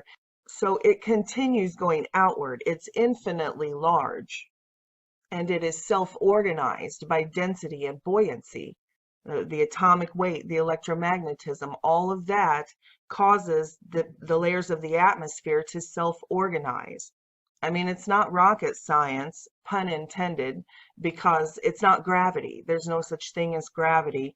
That's why all of their equations trying to prove gravity are chaos. They're like making up imaginary numbers and everything, trying to force a square peg in a round hole, and they still can't prove it. Because there's no such thing as gravity. That's ridiculous. It's buoyancy and density. And so that's how the kingdoms are stacked. The mineral kingdom, plant kingdom, animal kingdom, and even the celestial kingdoms that we perceive from our lower subset of 3 to 5 dimensions as things sort of floating in the sky. But that's the celestial kingdom, and those entities are alive. But the same with the mineral kingdom. I don't believe it's flatlined. It says in the Bible that there are living stones. So, but they're heavy. It's the density. That's what makes them the landmass part of the Earth. And then we're tethered to the Earth by our density, by our electromagnetism, because of the way things stack.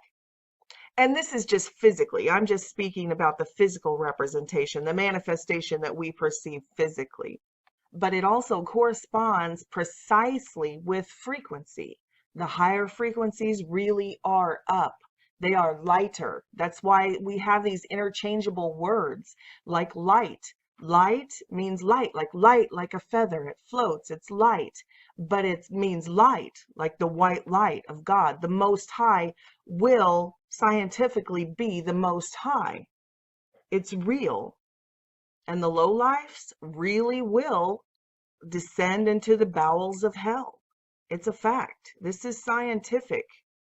And that really is in the bowels of the Earth, not limited to the dimensions of the Earth that we perceive. But if you're talking about atoms, matter, quantum physics, there absolutely is a place called hell, Sheol. Here's a zillion verses that talk about it. Look up Strong's Word 7585.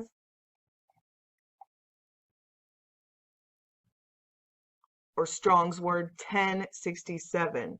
I mean, that'll give you several examples, just limitless examples. But the gist of the idea is that there is a dimension that probably, if I had to guess, in our perception of this subset of dimensions, we would perceive as, say, lava inside the Earth that would correlate with this lake of fire. And like I said, you can burn a piece of paper, the solid of it, down to where it's invisible to us, and yet those atoms still exist. So when it says that you're eternally burning in this lake of fire, that you're going to be somewhere eternally. Energy never ceases to exist. It just changes forms. That's the laws of thermodynamics. We know that. So if you choose not to go to heaven, if you choose to reject Christ and love sin and love the things of hell, and that's where you want to go, you need to be warned. You're not going to be able to die. The Bible verses says they will beg for death and death will flee from them, because you are eternally going to be somewhere.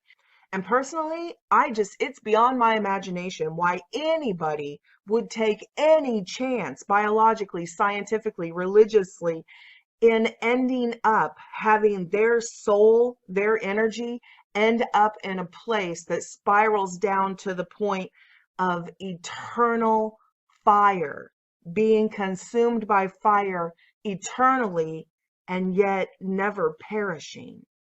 A place that is just as solid there when you're resonating in that frequency. Like I told you guys about my out-of-body experience, my visit to hell back when I was 17 years old.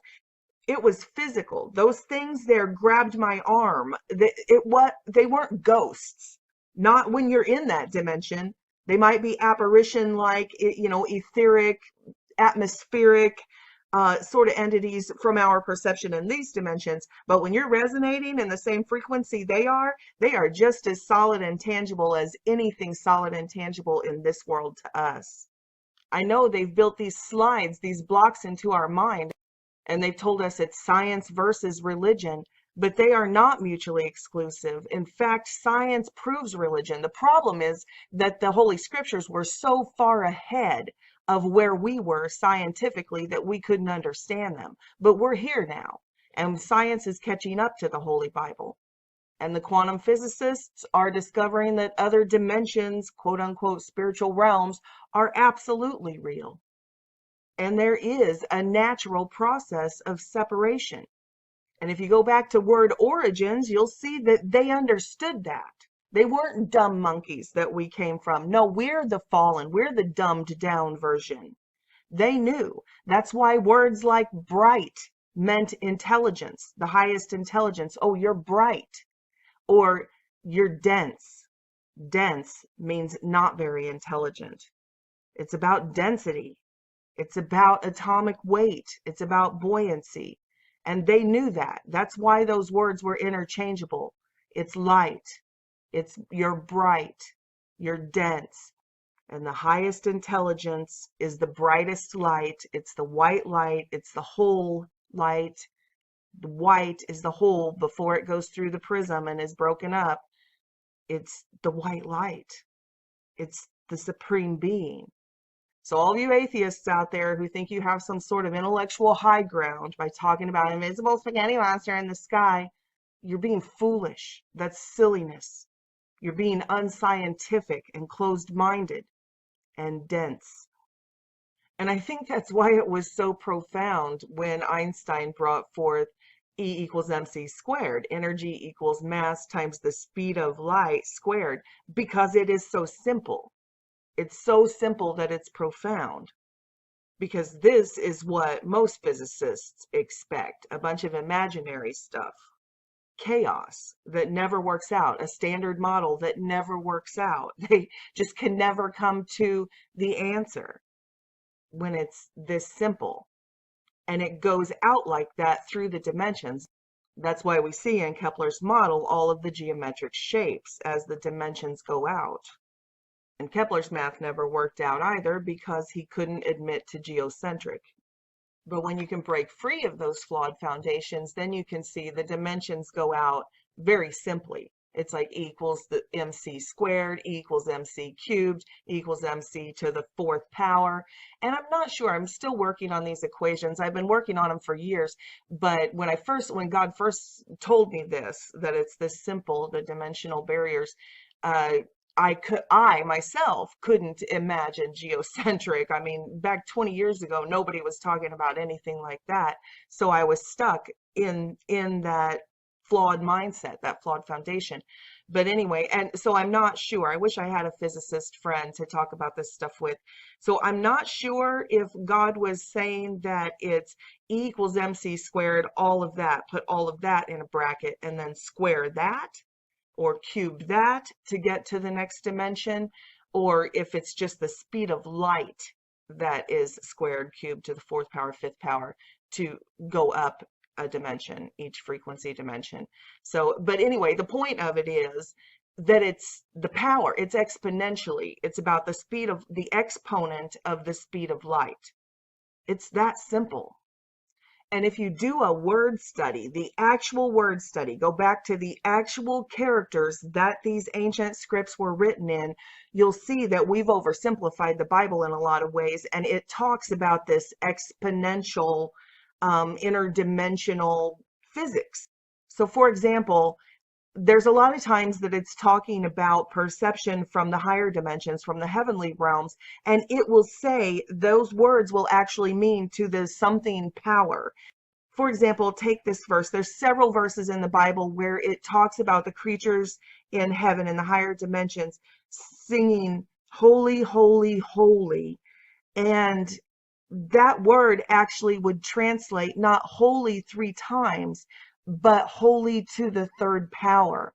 Or it'll say in the Bible, holy, holy, holy, holy, holy, holy, 9 times. So they translated that these creatures were saying holy 9 times. But the actual ancient texts say that they were saying holy to the 9th power. So they were talking interdimensionally, which it's the same with the creatures. The creatures around the throne have eyes all over them and within.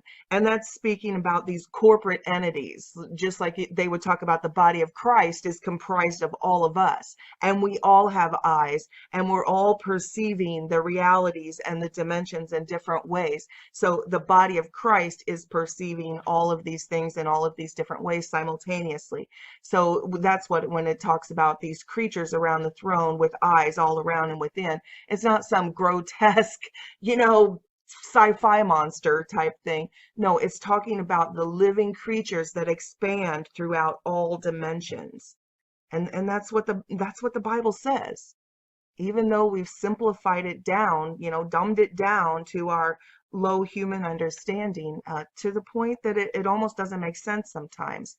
But the more we grow up and the more technology and wisdom and knowledge that we gain, we're starting to understand.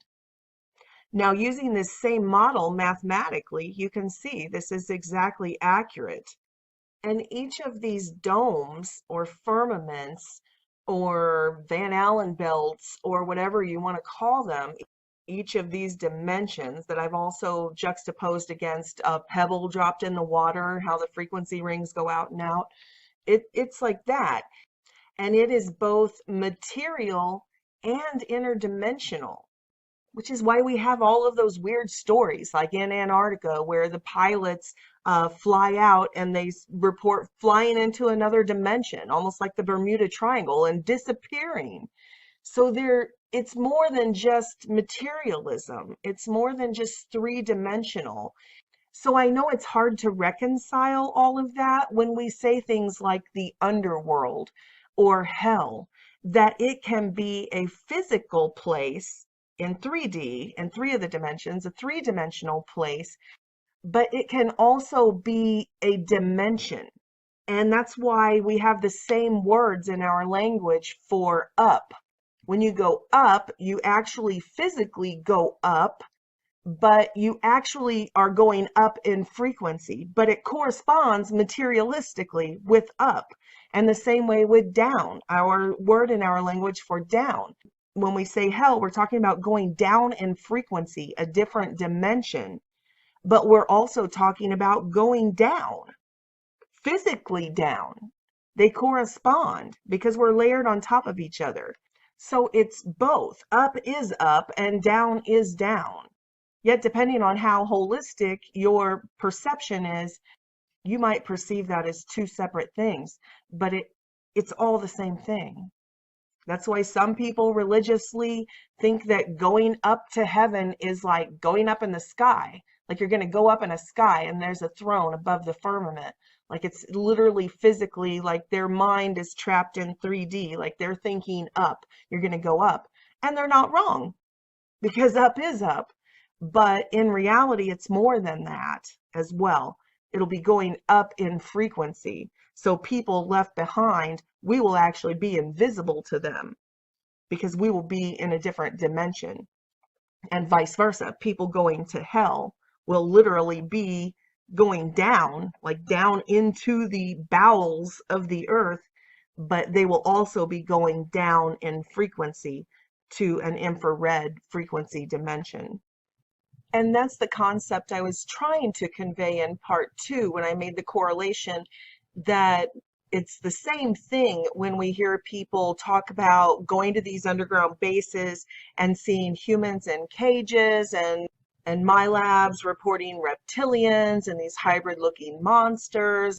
Or if we hear religious people like Bill Weiss with his book 23 Minutes in Hell, where he talks about being snatched out of his body and taken down into hell, where he was thrown into a cage and severely tortured incessantly by these reptilian demons.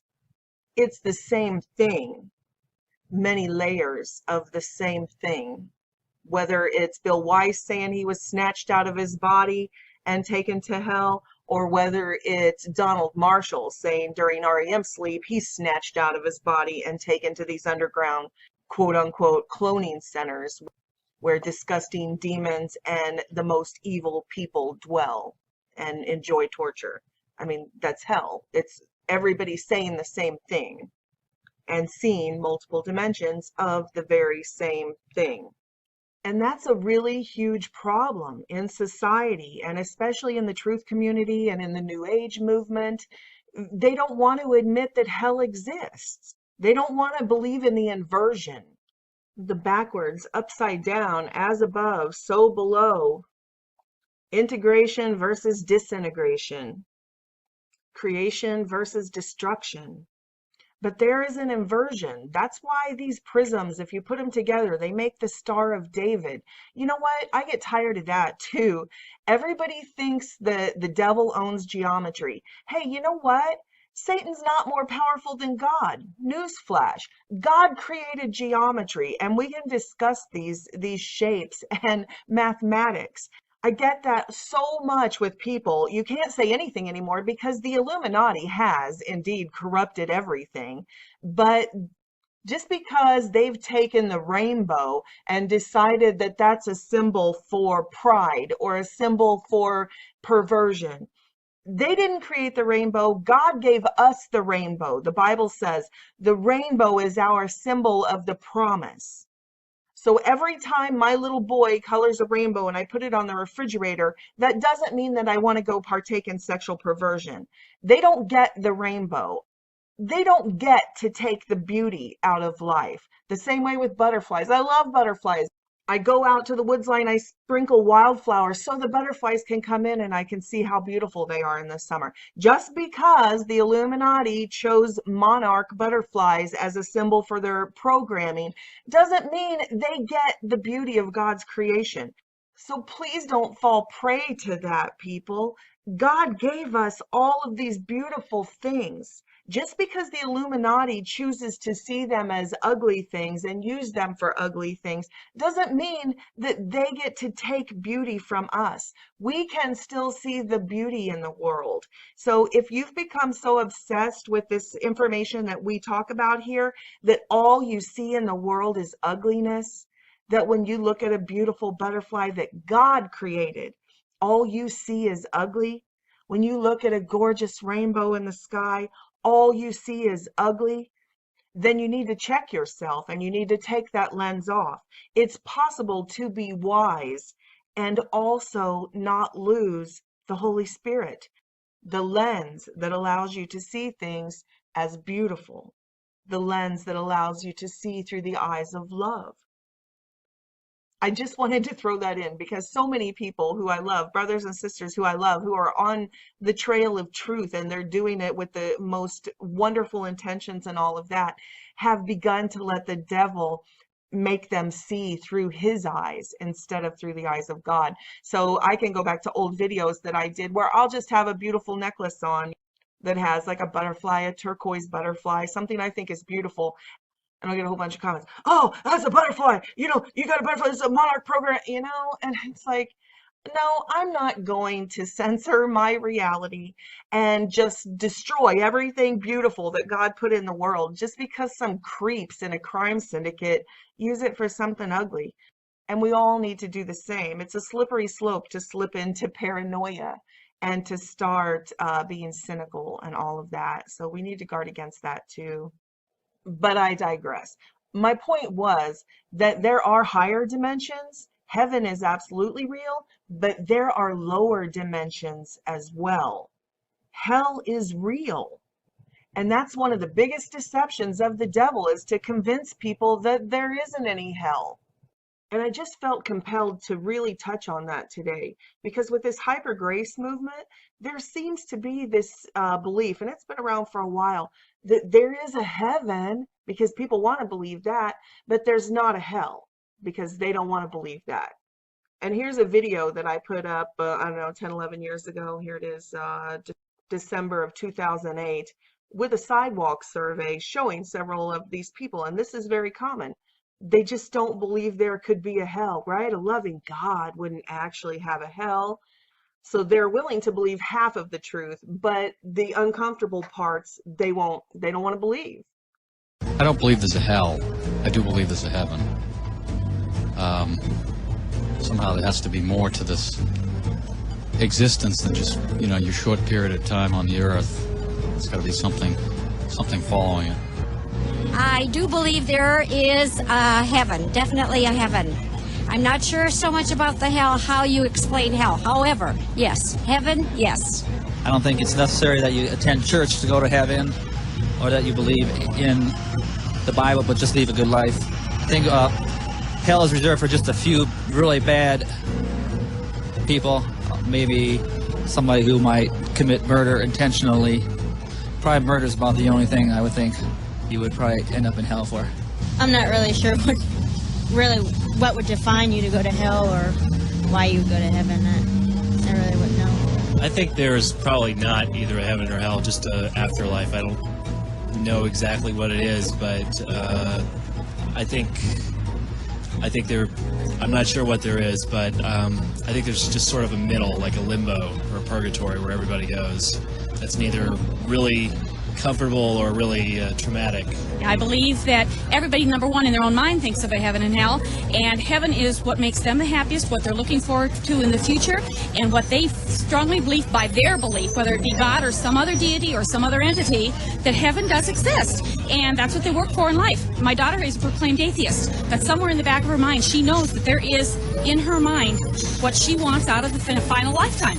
And to me, that is all it requires. A deity is not required. I believe in my kind of belief, which is more of a metaphysical belief. I believe how you feel on earth and how you view heaven, what it is, it's your own conception. So it becomes that way when you die.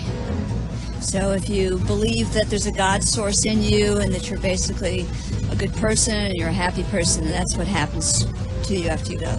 But I don't believe that you're penalized and that you go to some place full of fire if you didn't live your life the way organized religion thinks you should. And all of these types of thoughts and philosophies are so common in human societies. They're completely ignorant to reality. But being in denial of reality and celestial mechanics and science and the spiritual, other dimensional realities isn't going to stop them from existing. You can go out and stand on a 60-story building and say, well, I don't believe in buoyancy and density. I think I'm going to jump off this 60-story building and I'm going to float. But I guarantee the minute you step off the edge, you're going to believe, because the sidewalk's coming. And likewise, believing you're just going to float up to heaven because you're a good person isn't going to stop hell from coming. It's coming. They are already building it all around us. The slave cities, the work camps, the 5G networks, the mind control, the neural implants. It's already here. We already live in a soft tyranny, in a high-tech slave trade, in a labor force, if you will, as human resources. But it's about to get a lot worse. Everybody who's looking forward to making America great again, you know what? Things are going to be great. The millennial reign of Christ is coming. Freedom is coming. But they're not going to lay down and give it up without a fight. You have to realize that. They have spent generations building this thing to externalize their hierarchy, to bring hell on earth. If you think one politician is going to walk into one political office and change what they have been setting up interdimensionally for thousands of years? You need to adjust your thinking. Yes, this thing is coming down. The veil is lifting. All things are being brought to light. These people will be exposed, but it's going to come with great tribulation. Great tribulation. We've seen what happened to President Lincoln when he tried to free slaves. We've seen what happened to JFK when he started talking about the crime syndicates. And I'm not saying that's going to happen to Donald Trump. I'm not even saying Donald Trump is legit or is not legit. This isn't a political commentary. What I'm saying is that God is going to bring these things to light. And as they start to be exposed and their house of cards starts to crumble, they're going to fight. They're going to fight to maintain it. And World War III is coming. It's coming. And even above the humans, those demons who are above the Godfathers, who are above the leaders of the governments, above the tyrannical fascists, those demons who are absolutely present, working with these people to bring about hell on earth, they will burn it down to try and stop the souls from getting out. That's the warning. That's the message. They want to trap souls in hell. That's what they want. They're not losing anything by burning it down. They want to bring it down, down, down, and they want to capture us in it. So please don't be deceived. Please don't be deceived into thinking hell isn't real and hell isn't coming. You are going to need a savior. You're not going to be able to get out of this one on your own. Reincarnation isn't going to save you from this. Who would want to be reincarnated in hell? Oh, so you die and you're born again as a prison slave being tortured nonstop until you're tortured to death, and then you're born right back into hell again. Who, what? How is that an answer? That's still eternal hell. But there is a way out, up. You have to go up. You're not going to evacuate this fire by going down. You need to go up. And there's only one way to go up in frequency, and that's receive the Holy Spirit. Receive the upgrade. The Holy Spirit. God sent the Holy Spirit into the world just for this, to save us. Right here, John 3:16 through 18. For God so loved the world that he gave his one and only Son, that everyone who believes in him shall not perish, but have eternal life. Because this world is in entropy. You're not going to be able to stay here. There isn't going to be status quo here. You're either going up or you're going down. And it says this world that we're in right now, it's going down. And you are going to want to keep moving up. You're going to want to move into the new earth. Right here, whoever believes in him is not condemned, but whoever does not believe has already been condemned. Already, this world is in a state of entropy. It is in a state of disintegration. If you're here with us in this world, you've already been judged once, honey. And this world is already condemned. Not making a choice is a choice.